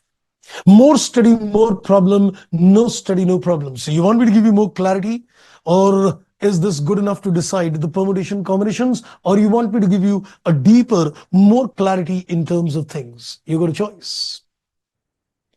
If you want me to give you a little more insight in terms of the logic of this 3-step model, I could dig a little more deeper into it. Shall we? If you say yes, I'll do that. If you say nothing, I will only consider these permutation combinations only. So I think in the meantime, let's, quickly consolidate the inputs in terms of the 2 steps. I'm yet to discuss the 3rd step with you. So what I said in step number 1, you need to see that in this case, if you do not create a separate vehicle, JO. If you create a separate vehicle, then a 3-step model. And in terms of 3-step model, you look at the legal form and decide a JV or a JO. Then you go to the contractual agreement and then you decide what are they getting, net assets, net profit, asset liability, income and expense, and decide. And then further, if the need be, you go to the step 3. Okay, more clarity. Let's give you more clarity. Once step 3 will override the decision in step 1? Yes. Okay, now hear me carefully, friends. Hear me very carefully. Now, what I'm about to say could create more confusion or could give you clarity, but if you hear me well, you'll definitely get more clarity. Hear me. When I say there is a separate legal entity created, it is an idle presumption that there is definitely a separate legal entity established. If you create a company or an LLP, there is reasons to believe that the owners and the company are different. You know, when you create a company or an LLP, there is every reason to believe that the owners and you can say the owners and the company are 2 different people. A separate legal entity is established. But sometimes people may want to manipulate the situation. You create a company, but run it like a firm. You create a firm, but you run it like a company. Mind the words carefully, that there could be manipulative intentions. You create a company, but you technically run it like a firm, or you create a firm and you technically run it like a company. In the sense, if it is a company, then the party should be getting net assets, net profit. If you're creating a company form of organization, the party should be getting a net assets and a net profits in the company. Residuary, separate legal entity. But you know what the parties to the arrangement may do? They may try to override the face of the legal entity by entering into a contractual agreement. The standard setters realized that when you're looking at the legal form, this is like a litmus test, looking at the face of the transaction. So you look at the face of it, that you created a company, you created a LLP. So I will say, okay, that's a separate company. So ideally, when you say it's a company, the parties would be getting net assets and net profits. But these smart people, what they do, they enter into an agreement and try to override the apparent nature of a company.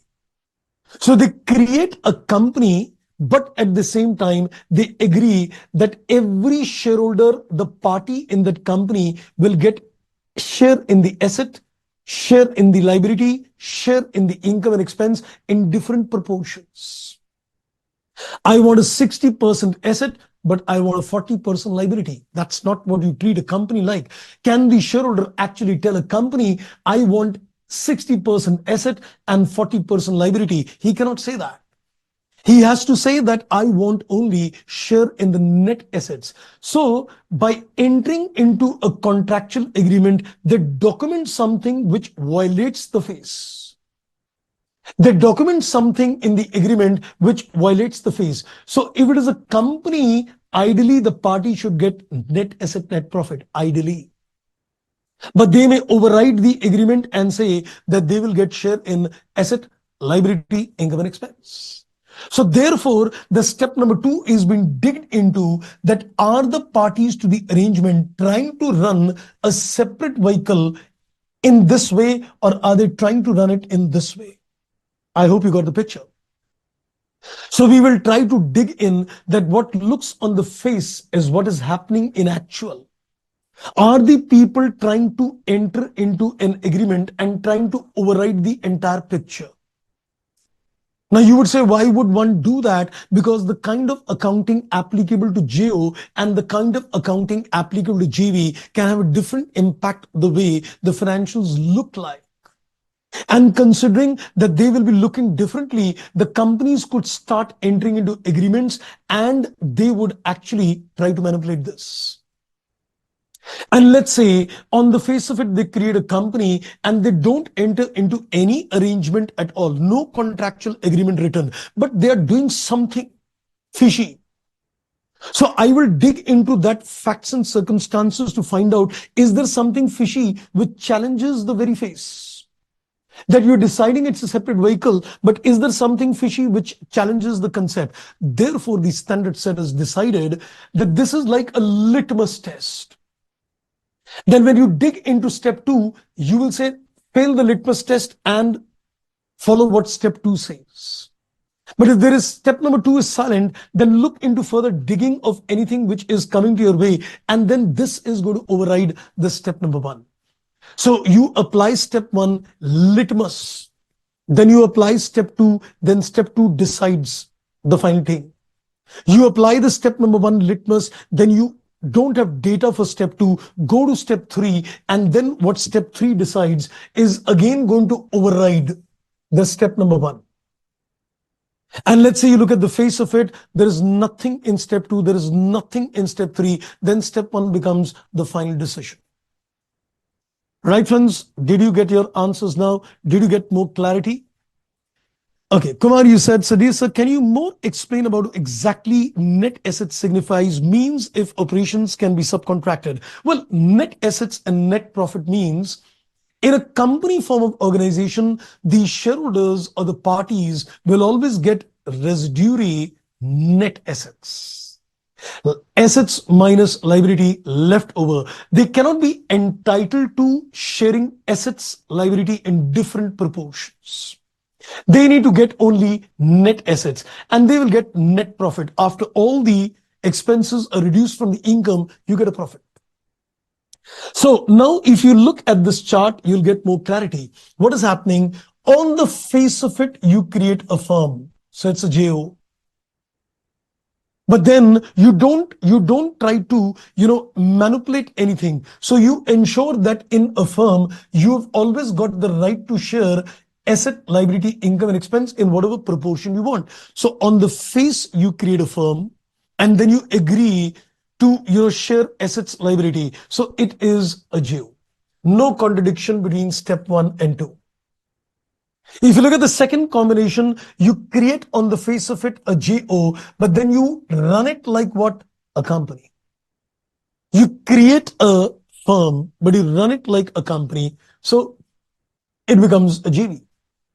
And if you look at the third situation, what you can say, you're creating a company, running it like a firm, JO. You are creating a company, running it like a company, it's a company. So you can see that what we are trying to achieve is, what do you create on the face is step 1. And then do you try to override the face by step number 2? If yes, step 2 is the decision maker. And if you don't have anything on step two, I'll dig more and try to find out. Ayo, friends, I am now clear on the agenda. You got a more deeper insight in terms of step one, creating, a firm, running it like a firm, GO. Creating a firm, running it like a company, JV. Creating a company, running it like a company, JV. Creating a company, running it like a firm is supposed to be GO. Did you get that? Let me know if you get that. I think it's time to give you some break as well. I'm sure you'll need that. We are not done with the step number two. I'm yet to explain the nitty-gritties on step number three, do some case studies with you. And then finally, we need to concentrate on the accounting treatment of a GV and a GO. Crystal clear, Kriti, that's wonderful. Clear, Shruti, that's wonderful indeed. Okay. So I think it's time to give you a small little break as well. So I think it's almost around 7:50. So 10, 12 minutes break. And then we commence back with the step three and further discussions. So enjoy your break, friends. We're going to see you after the break in another 10, 12 minutes.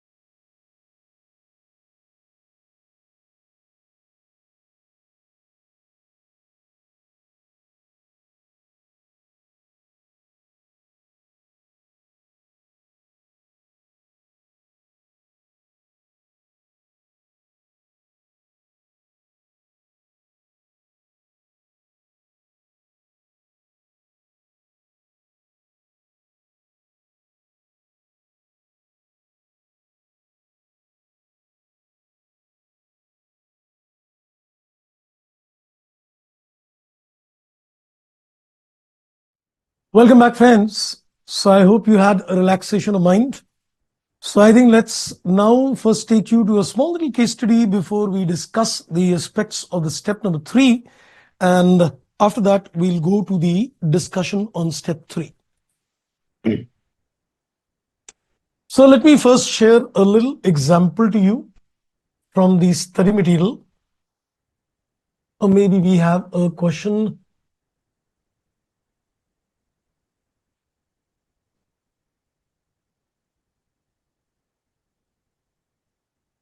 Right. So I think there is a small little example which is given in the appendix to the standard. So I'm taking that small little example to understand our three-step model in this case. So there is an example number 4, and I think a similar example is there in the study material as well. So now we need to watch out in terms of the main step 2. Did we create a separate vehicle? If yes, 3-step. If no, it is a JO. Assume that two parties structure a joint arrangement in an incorporated entity.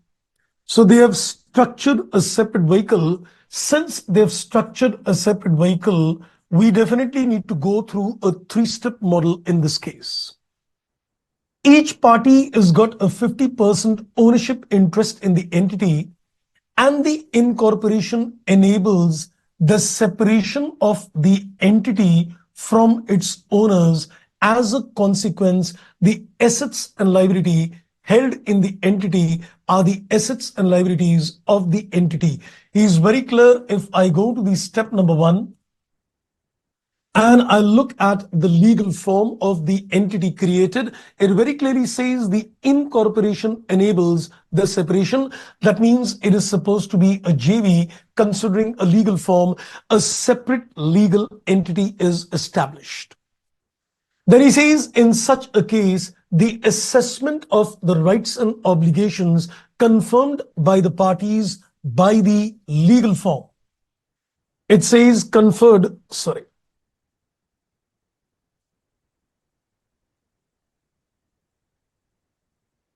So it says by the legal form. Just a second, I think it got a little disrupted.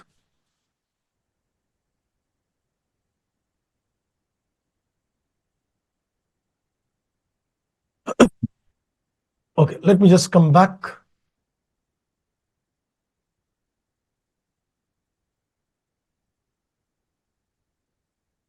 So in this particular case, it says, in such a case, the assessment of the parties based on the legal form. Let's, I think, have a look further. It says based on the legal form, it says separate vehicle indicates that parties have right to the net assets of the company. So they've got right to the net assets. Now, that was step number 1, that you decided a separate legal entity is established, therefore it's a JV. Now it talks about the step number 2. We need to see, have they entered into any kind of agreement where they try to override? See what it says. However, the parties modify the features of the corporation through the contractual arrangement so that each gets interest in the assets of the entity, and each is liable for the liabilities of the entity in a specified proportion. So what are they getting? Are they getting a share in the net assets, or are they getting a share in the assets and obligation towards liability in a certain portion? They are getting share in the assets. They are getting obligation towards liability. They're not getting net assets.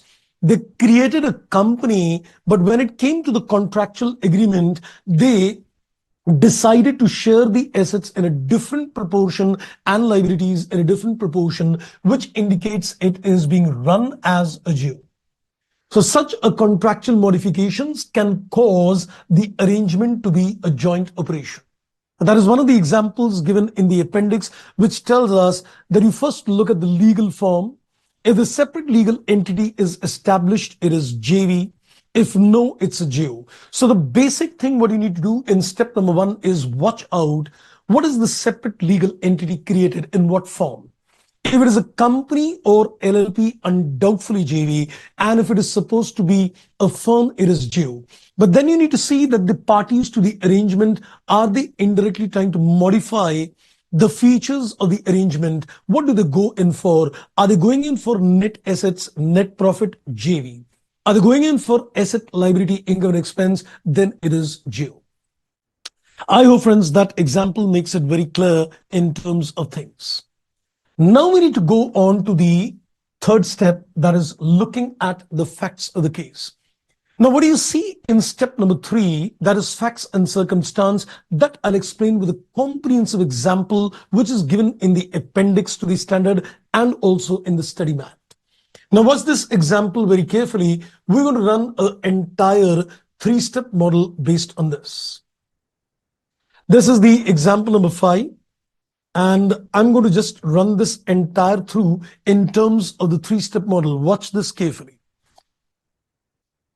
It says, assume that the two parties structure a joint arrangement in an incorporated entity C.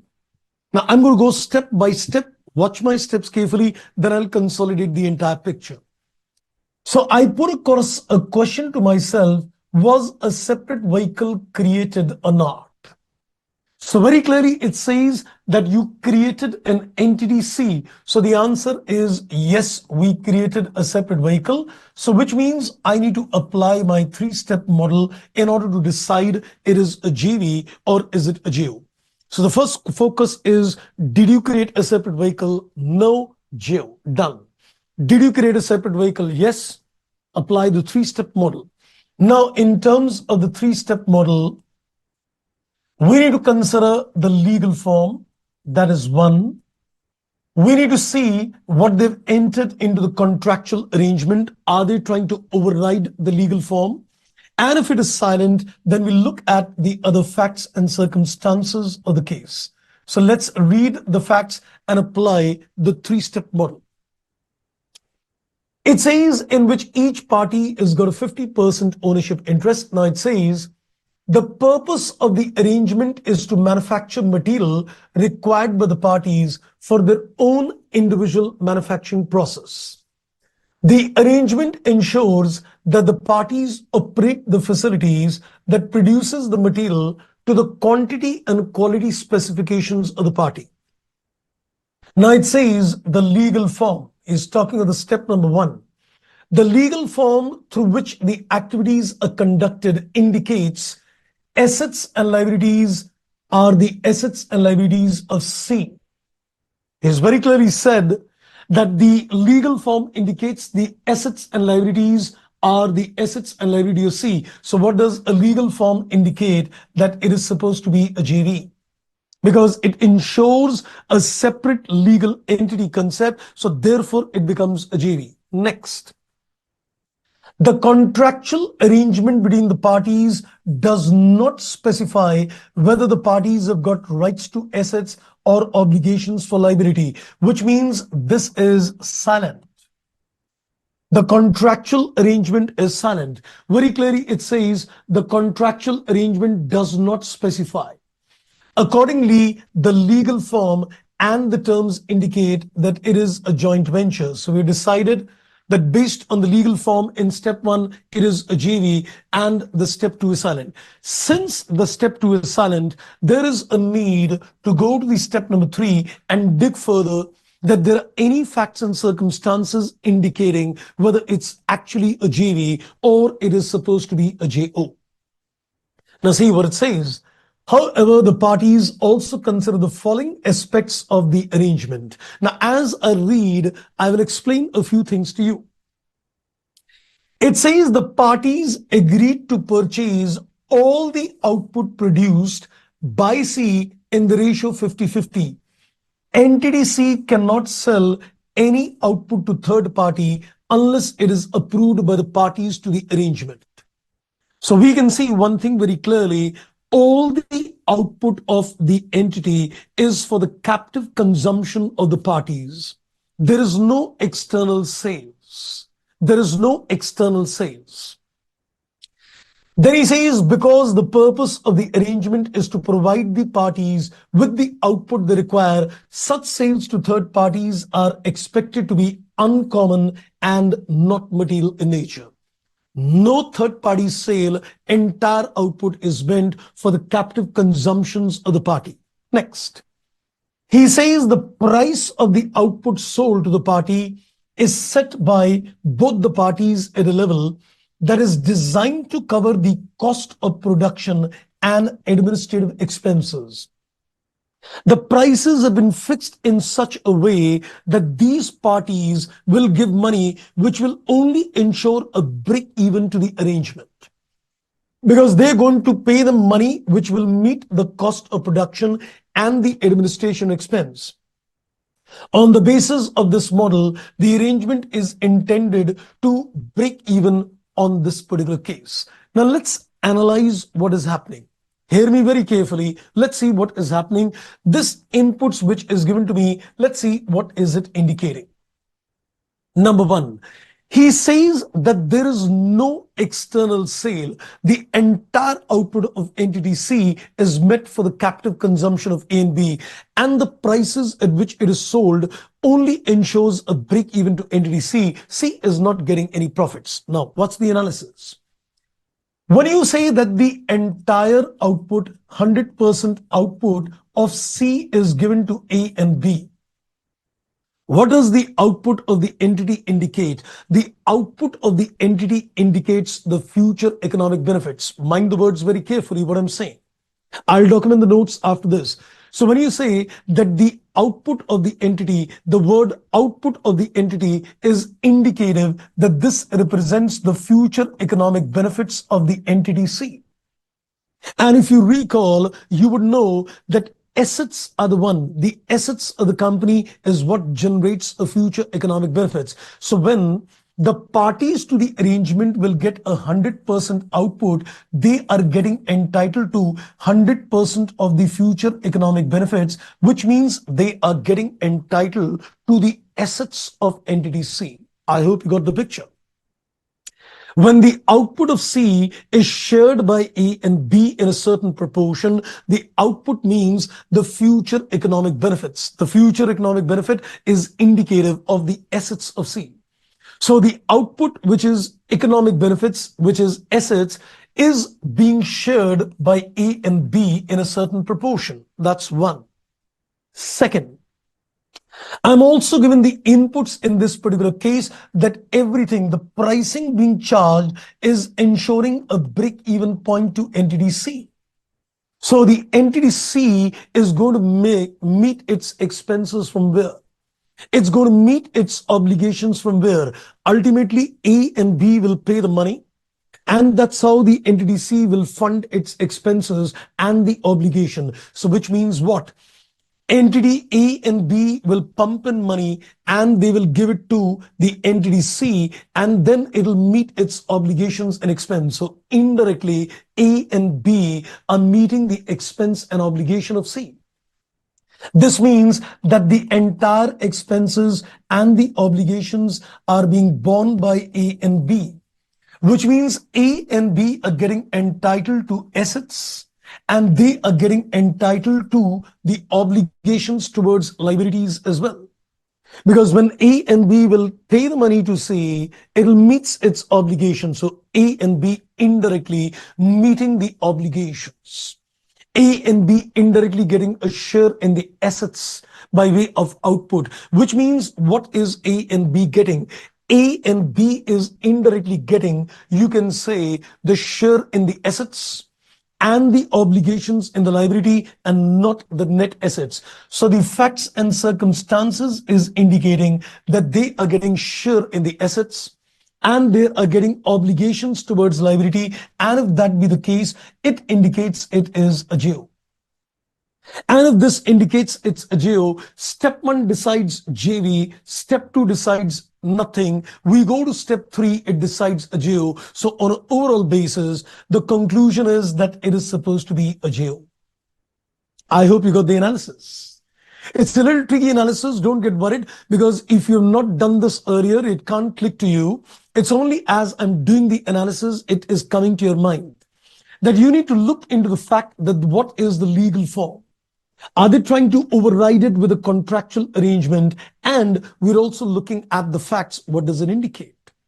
The facts should be evaluated from the point of view that is there anything which indicates they're getting net assets, net profit, or are they getting the share in the assets and the obligation and liabilities in different ways?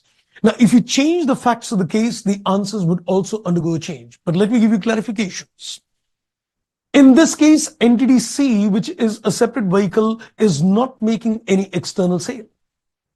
Now, let's say, for example, that let's say A and B buy it from C, and then they don't use it for captive consumption, but they use it for further sale. It doesn't make a difference to the analysis.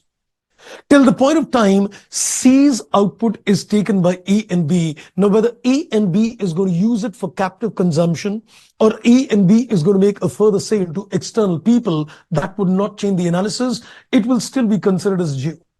Because at the end of the day, the output of C goes to A and B. What do they do after that is not going to change my analysis. And the amount they get from A and B only puts them under a break-even situation, which means they're dependent upon the money coming from A and B to meet its obligations, that is liability. I hope, friends, I am clear with the analysis on this, right? Now, I think let me document these steps to you. I think it's important to make some notes at this particular stage. So I'm going to write down some notes and that will give you a comprehensive idea. So once you go to practice the similar kind of questions which are given in the study material, you'll get a complete picture of things. Let's document. So I am on the main step number 2. And on the main step number 2, we're deciding on the type of joint arrangement. We're looking at the type of the joint arrangement. When is it a JV? When is it a JO? Let's give you complete steps. So there are going to be total 3 sub-steps. Let's come to the sub-step number 1. The first thing I'm going to see, okay, before the first step, I think let's put it like this. You need to first put a question. The first thing is you need to put a question. Did we create a separate vehicle? The first thing you're going to put across is, did we create a separate vehicle? Underline the word separate vehicle. So you need to first of all ask yourself a question, did we create a separate vehicle? Now, if you say yes or a no. So if you say yes, we created a separate vehicle, or we say no, we did not create a separate vehicle. If the answer is no, we decided. It is a joint operation undoubtedly. Now, if you say a yes, we need to apply a 3-step model. We will go and apply a 3-step model in this particular case. That's one thing. So at the start, just ask yourself a question, did we create a separate vehicle? Now let's have a look at the step number 1. In the step number 1, we'll put across a question, and that is, what is the legal form? What is the legal form? So what is the legal form? Underline legal form of the separate vehicle. So what is the legal form of the separate vehicle? So we'll put across a question, what is the legal form of the separate vehicle? Now there are 3 permutations, combinations, or maybe you can take it as 2, but I'm putting it as 3. So either it is a firm, or it is a company, or it is an LLP. You just need to see what is the legal form of that separate vehicle. Company, firm, LLP. Trust me, that's the permutation combination. If it is a firm, it is JO. If it is a company, it is JV. If it is an LLP, it is JV. But irrespective, we go to step 2. Whatever you decide in step 1, we still go to step number 2. After deciding the step number 1, you still need to go to step number 2, irrespective. So we decide things on step 1, but still you need to go to the step number 2. Now, let's go to the step number 2. When you go to the step number 2, now what do you need to decide? Have the parties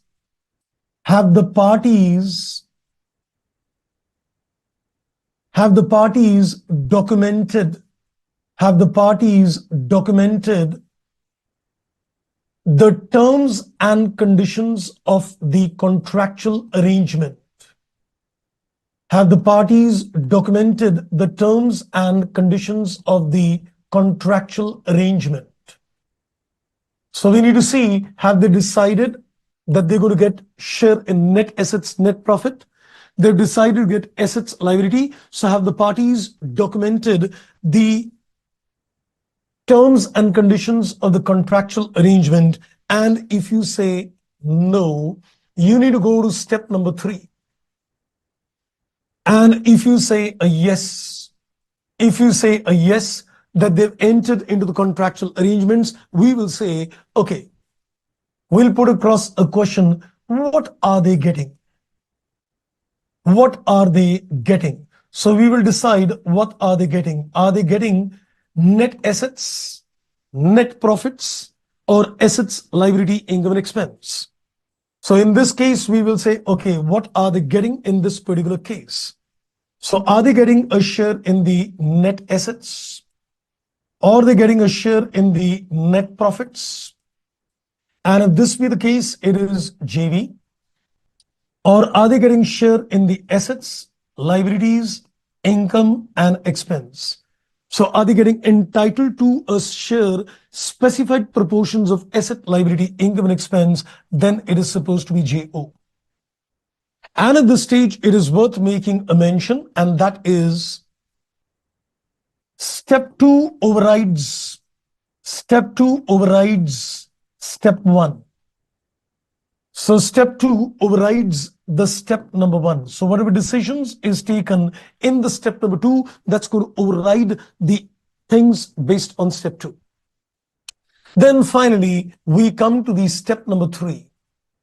It is only when the step number 2 is silent, then you go to the step number 3, not otherwise. Now in step number 3, we need to evaluate the other facts and circumstances.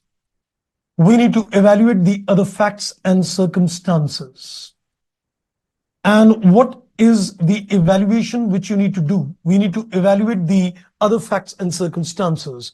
Now, what do you evaluate in terms of facts and circumstances is you need to look at 2 factors. On a very apparent front, you need to look at 2 factors. A, you can say no third-party sale. You need to see no third-party sale, which means the entire output goes to the parties. They are getting share in the assets. And number B, we're going to say the price ensures break-even point. The price ensures a break-even point to the separate vehicle. So cost to cost, which indicates they're bearing liability. So if you say both conditions are met, then it becomes a JO. And if any of the condition fails, it becomes a JV. And you can say at this particular stage further. We can say in this case, step 3 overrides step 2.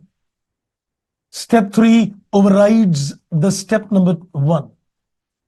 So whatever decision comes under step number 3, that overrides the step number 1. That, I think, takes care of all the permutations, combinations. So now I think you can very clearly see that what is the inputs you need to look into the second main step. No separate vehicle, JO, separate vehicle, 3-step model, legal form, terms of the contractual arrangement, and if not there, facts and circumstances. What you decide in 2 overrides 1. What you decide in 3 overrides 1. But if there is silence on step 2, there is silence on step 3, then your decision on step 1 is the main decision. Okay, so I think, friends, before we take it further, I again want you to give me your comfort zones on a scale of 10 on the second step. So out of the 3 main steps, this was the second step. We're done. It is a JA. And we're done the second one, that is it a JV or is it a JO? So give me your comfort zone on a scale of 10, and then I take you to the final step. That is step number 3, giving you the accounting in the books of the parties.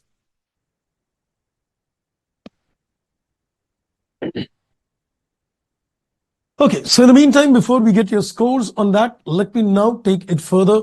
And I'm going to make another very interesting chart at this stage, wherein I want to take you to the aspects of the step number 3, the main step number 3. And that's going to be very interesting indeed. Okay, so I think I got my scores on that. It is 8, I think, for Badr Vishal, great. And it's 7 for Geeta. That's wonderful indeed. This was a little tricky step, but I think with that comfort zone, you should be able to, once you revise, get more hold on things. I thought we were going to get some more scores on that. Okay, some people still writing notes. Okay, that's perfectly okay. Now let's come to the last step, and that is the step number 3. And that is the step number 3. Now, this is very crucial step indeed. Let me first give you the chain, the permutation combinations of all kinds of permutation combinations which can arise. Let's get it very clear. Okay, I got some more scores, 8, 9. That's great. Now, please hear me very carefully as I take you further, because this is a very crucial step that you need a clarity in terms of all kinds of permutation combinations arising. So watch me carefully on this chart. I'll just put the step 3 above. I'll need a little more space to give you the permutations combinations. So in this particular step now, we are looking at accounting. We're looking at the accounting, and let's give you some permutation combinations to begin with. As I said earlier, the focus in terms of the step 3 is looking at the accounting in the books of the parties, not the company. We are not looking at accounting in the books of JO. Mind you, we're not looking at accounting in the books of JO. We're not looking at accounting in the books of GV. We're looking at accounting in the books of the parties, which means we're looking at the accounting. If it is a joint operation, we're looking at the accounting in the books of joint operators. And if it is supposed to be a joint venture, we're looking at the accounting in the books of venturers. We can call them as joint venturers. So when it is a joint operator, joint operation, the parties are called joint operators. When it is a joint venture, they're called joint venturers. So we're looking at the accounting in the books of the parties. That is one focus point. Now, I would like to remind you the combination which we discussed, and that combination was that, let's say there are 3 parties A, B, C. And we said A has got 50 and B has got 25, or let's say 30, 20. So B has got, let's say, 30 and C has got, let's say, the remaining 20. So I would like to remind you that if A had a 50%, B had a 30 and C had a 25, and you need a 75% to take a decision. So we decided that in this case, the joint control is with A and B and not with C. So we said that in this case, the joint control is with A and B, and C maybe has a significant influence which needs to be assessed. So I'm now going to give you combinations. Hear me carefully. I'm looking at the accounting in the books of A and B who are parties with the JC. I'm looking at the accounting in the books of C, which is a party without a JC. Get it very clear. I'm looking at the accounting in the books of A and B who have a joint control. I'm looking at the accounting in the books of party who is not having a joint control. They're parties to the arrangement. All the 3 are parties to the arrangement, but we need to see the accounting for A and B separately and the accounting for C separately. Secondly, I'm looking at if it is a JO, what is the accounting in separate and console. Then I'm looking at if it is a JV, what is the accounting in the separate and console. So I'm going to make some combinations now. Watch this carefully. All the permutation combinations in a single chart. So let's create a permutation combinations out here. And first we'll broadly divide this in 2 parts. I'm going to first of all broadly divide this in two parts. And in the part number one, I'm looking at if it is a JO. I'm looking at the other part if it is a GV. That is the layer one. Second, I'm looking at that if it is a JO, I'm looking at it is a JO, then I'm looking at the fact that I'm looking at the parties. I'm looking at the parties with the joint control, and I'm looking at the parties who have got no joint control. So here I'm focusing on my example A and B. Here I'm focusing on the example, I'm looking at C. So there are parties with a joint control A and B, 50-30. There is party without a joint control, there is C. And here again, I can divide this part as well.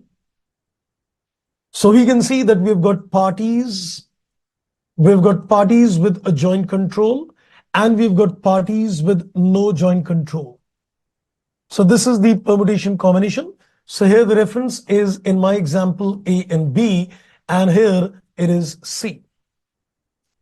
And apart from this, I'm looking at another permutation combination, and that is, and I'm looking at another permutation combination, and that is what happens in a separate financials and what happens in a consolidated financials. 8 combinations. Trust me, it captures every permutation combination in terms of Ind AS 111. You will love this chart once you're going to get clarity in terms of all these combinations. What is the accounting in the books of A and B in separate financials and in consolidated financials? What is the accounting in the books of C in a separate and a consolidated financials? Now I'm going to start the inputs, but before I fill in the input, I need to take you somewhere. And then I'll come back to the chart. So I'm going to come back to this, but first I need to take you to the inputs. Let me, I think, take you to the inputs which are given in the standard regarding the accounting. Just give me a second.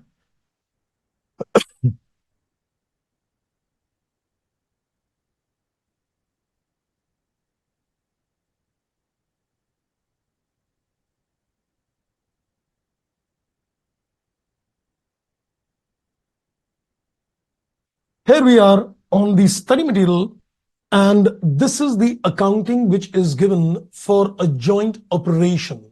That is books of the joint operator. So before I go back to the chart, I just want to discuss a small little input which is given in the standard. This is what I picked up from the study material. It says a joint operator. I'm looking at a joint operator, JO, the books of joint operator party, shall recognize in separate and consolidated financials. There is no difference in accounting whether it is separate or whether it is consolidated for a joint operator. So the accounting in the books of the joint operator in terms of JO is common whether it is separate or consolidation in relation to interest in a JO. And there is no distinction. There is no distinction between A, B, and C. If you're looking at the accounting of a joint operation in the books of A or B or C in separate or consolidation, all common. It's all common. Now, what is the accounting done? They will take their own assets and include the share in the assets held jointly. They will consider its liability and add the share of the liability. They will consider the revenue and they will add the share in the revenue. They will add the expenses and add the share in the expenses. You know, some people call this as a proportionate consolidation method. They call it as a proportionate consolidation method, but it will be technically incorrect to use the word proportionate consolidation method, because a proportionate consolidation method would mean that you're going to aggregate, let's say, 30% assets, 30% liability, 30% income, 30% expense. But in case It is not necessary that there will be a 30% in the asset, liability, income and expense. There could be a different percentage as well. So what do you need to do? When you make your balance sheet, you take your assets plus the share. When you take your liabilities, you take your liability plus the share. When you take your revenues and expenses in the income statement, you take your revenues and expense plus the share. Let's have a look at a simple example. It says in illustration number 21, P and Q form a joint arrangement using a separate vehicle. If you created a separate vehicle, you need to apply a three-step model to decide it's a JO or a JV. It says P and Q own 50% capital. However, the contractual terms of the joint arrangement states that P has got rights to all machinery and the obligation to pay bank loan. They've agreed to share the assets in a certain proportion. They've agreed to share the liabilities in a certain proportion. Since they've agreed to share the assets in a different proportion and the liabilities in a different proportion, it becomes a joint operation. Because even they've created a separate vehicle, irrespective whether it decides a JV or a JO, but the contractual arrangement states P gets machinery, he gets a bank loan, and P and Q have rights to all other assets and obligations in proportion to the share of capital 50-50. So they've agreed under the arrangement that they will get a share in a particular asset, a share in a particular liability, and certain assets and liability equal. So it is a JO. Now we're given the balance sheet of this joint arrangement, and we're given the balance sheet. This is the balance sheet. How should P record in its financial statements the rights and obligations in PQ? So we need to understand how would one of the joint operator P, how would one of the joint operator record in its books of accounts? So it's going to be simple. He will consider his share. He will consider his share. So let's have a look at what he's going to do. So it says under Ind AS 111, we will record the following in its financial statements. So he's got entire machinery. So he will add in his balance sheet his machinery plus 250. He's getting a 50% cash. He's getting a 50% capital. He's getting a full 100% bank loan, and he's getting remaining 50% of other liability.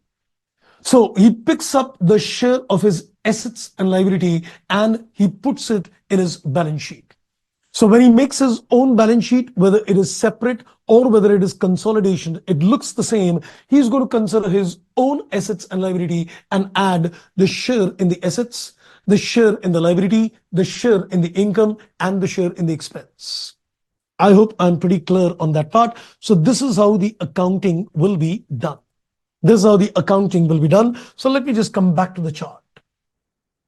So we can say that if you're looking at the accounting, permutation combination, now let's make it very clear. You can say if it is a case of JO, it's a common accounting for all the four. It's a common accounting. I don't care whether it is separate or consolidation. I don't care the parties have a joint control or not. So all the four permutation combination, it's a normal accounting. You consider your assets and you add the share in the assets. You consider your liabilities and you add the share in the liabilities. You consider your revenues and you add the share in the revenues. You consider the expenses and you add the share in the expenses. This is what Ind AS 111 tells me. This is what Ind AS 111 tells me that what you need to do in this particular case. Now friends, very important. If you are saying a JA is a JV, please hear this carefully. If you're saying that a joint arrangement is a JV, you're out of the standard and you're taken to 28. Ind AS 28 says accounting for investment in associate and JV. Ind AS 28, the name is accounting for investments in associate and JV. So the moment you say a joint arrangement is a joint venture, you're out of Ind AS 111 and the accounting gets covered under Ind AS 28 per se. Now watch this carefully. Now watch this very carefully. Here we're looking at the separate financials. In these separate financials, they would apply Ind AS 27. Mind you, I would clarify this when we go to do Ind AS 27 as well, but let me tell you, Ind AS 27 applies only if you've got investment in a subsidiary, investment in a joint venture, not JO, and investment in associate. Ind AS 27 applies only when you've got investment in a subsidiary, investment in a JV, not JO, and investment in associate. So Ind AS 27 is nowhere applicable in this case.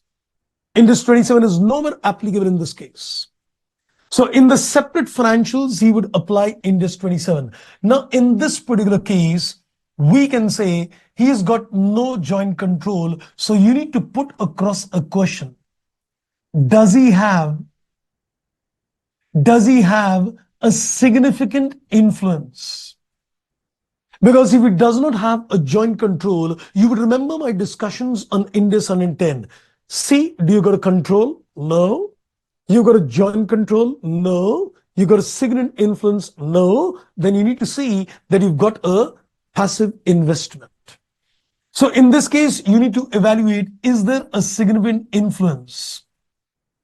If you say yes, there is a significant influence, then the company is an associate and you would apply in the separate financials 27. But if you say no, it's not even under my significant influence, no joint control, no significant influence, makes it a passive investment. Would you like to guess the number? Which standard would apply in that particular case? Your guess, friends. Okay, I think Kriti, you said, sir, there is no accounting in the books of special vehicle in case of JO. Well, the accounting in the books of JO or the accounting in the books of JV is a normal accounting like any other entity. Ind AS 111 does not give you accounting in the books of the JO or in the books of the JV. It tells you the accounting in the books of the parties to the arrangement. Because the accounting in the books of a JV or the accounting in JO is a normal accounting like any other entity for that matter. Right? Okay. So my question, friends, back to you. If you say that there is no joint control, there is no significant influence, then which standard should apply? I think you can make a guess. If you remember the first class we did on business combinations, when I gave you the entire link in terms of all these standards. No, I'm afraid not 28, not 28. We're looking at separate. We're looking at separate financials. We're looking at separate financials. It's not a case of joint control. It's not a case of significant influence. It's a passive investment. Then I give you, it's going to be Ind AS 109, financial instruments. Then it is Ind AS 109. The moment it becomes a passive investor, it becomes a case of a financial instrument standard. Okay, that's great. Now let's come back.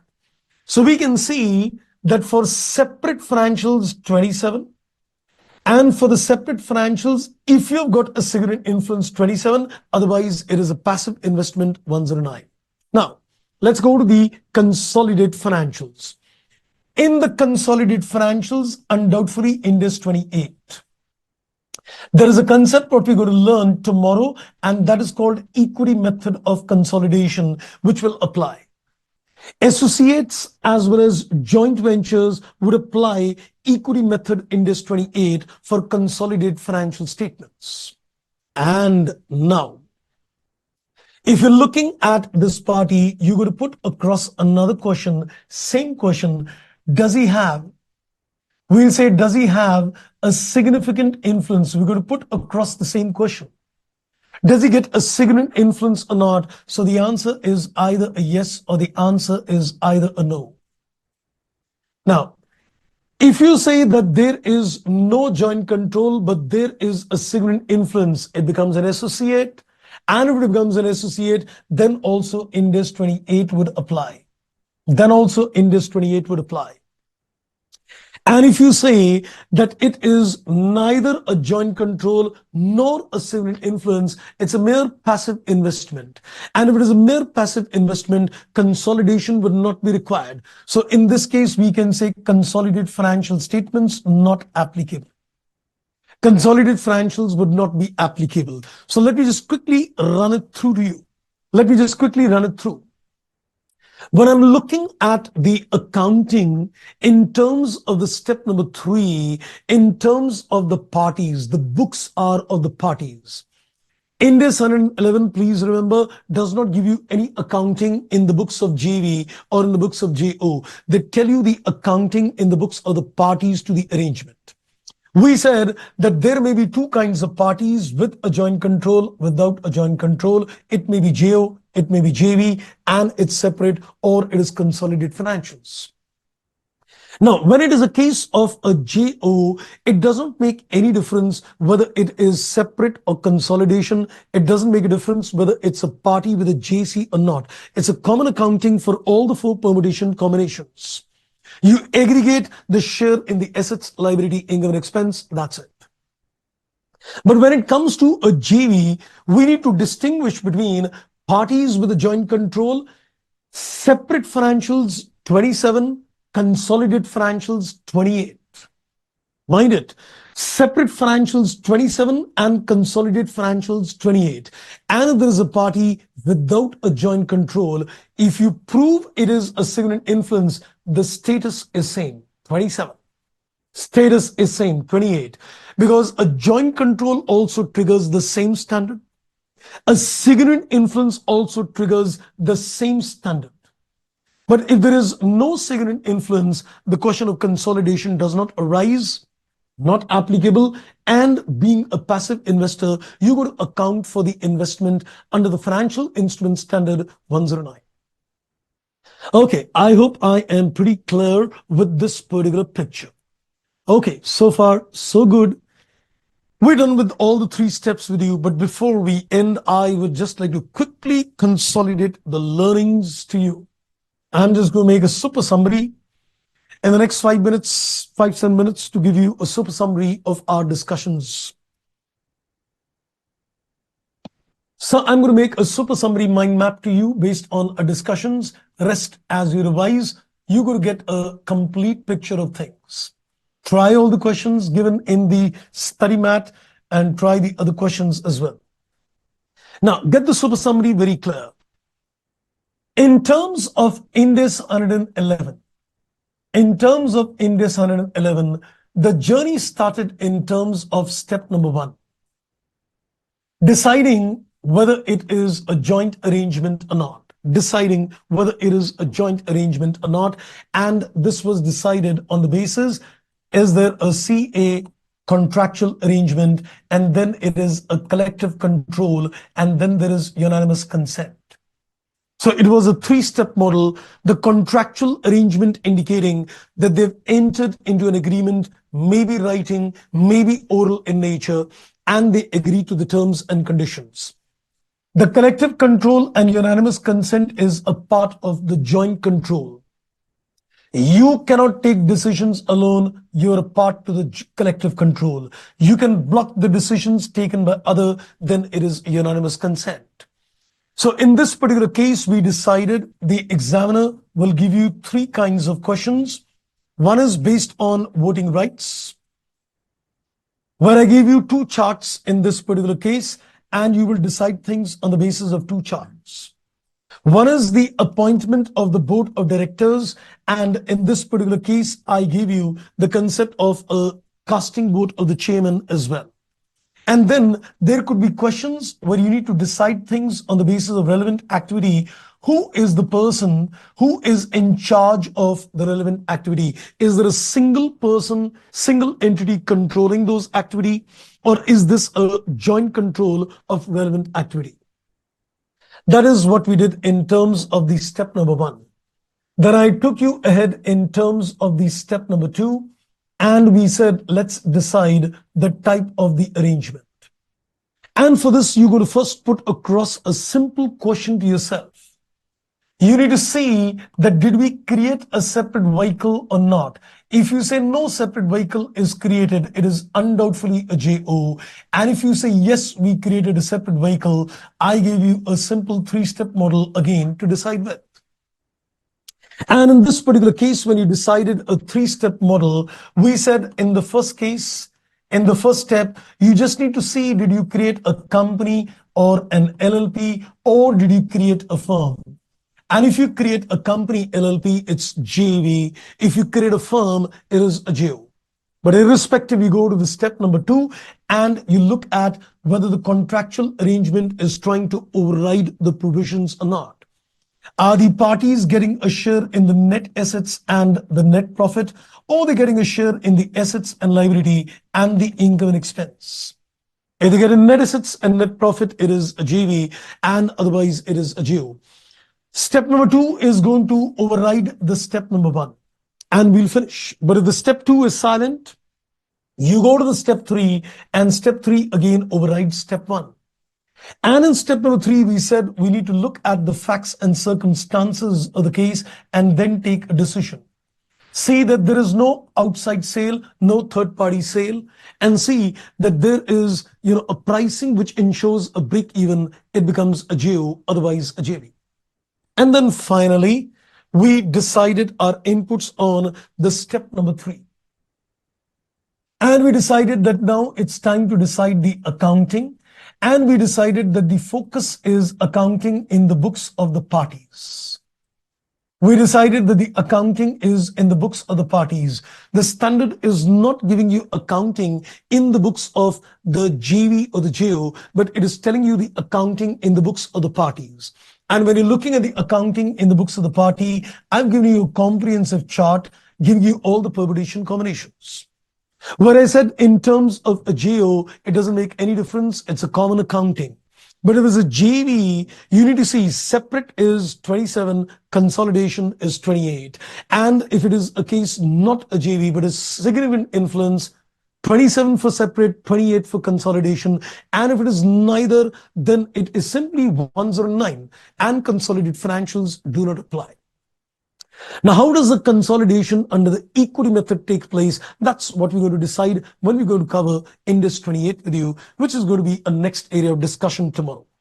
So this is all the 3-step model based on Ind AS 111.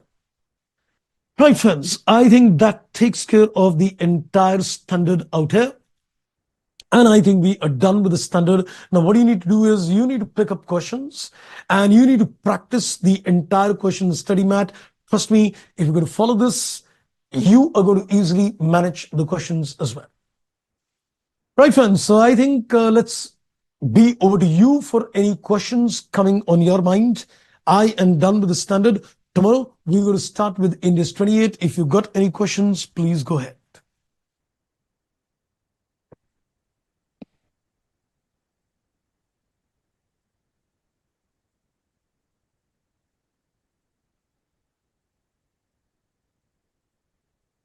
Okay, I think clear so far, so good.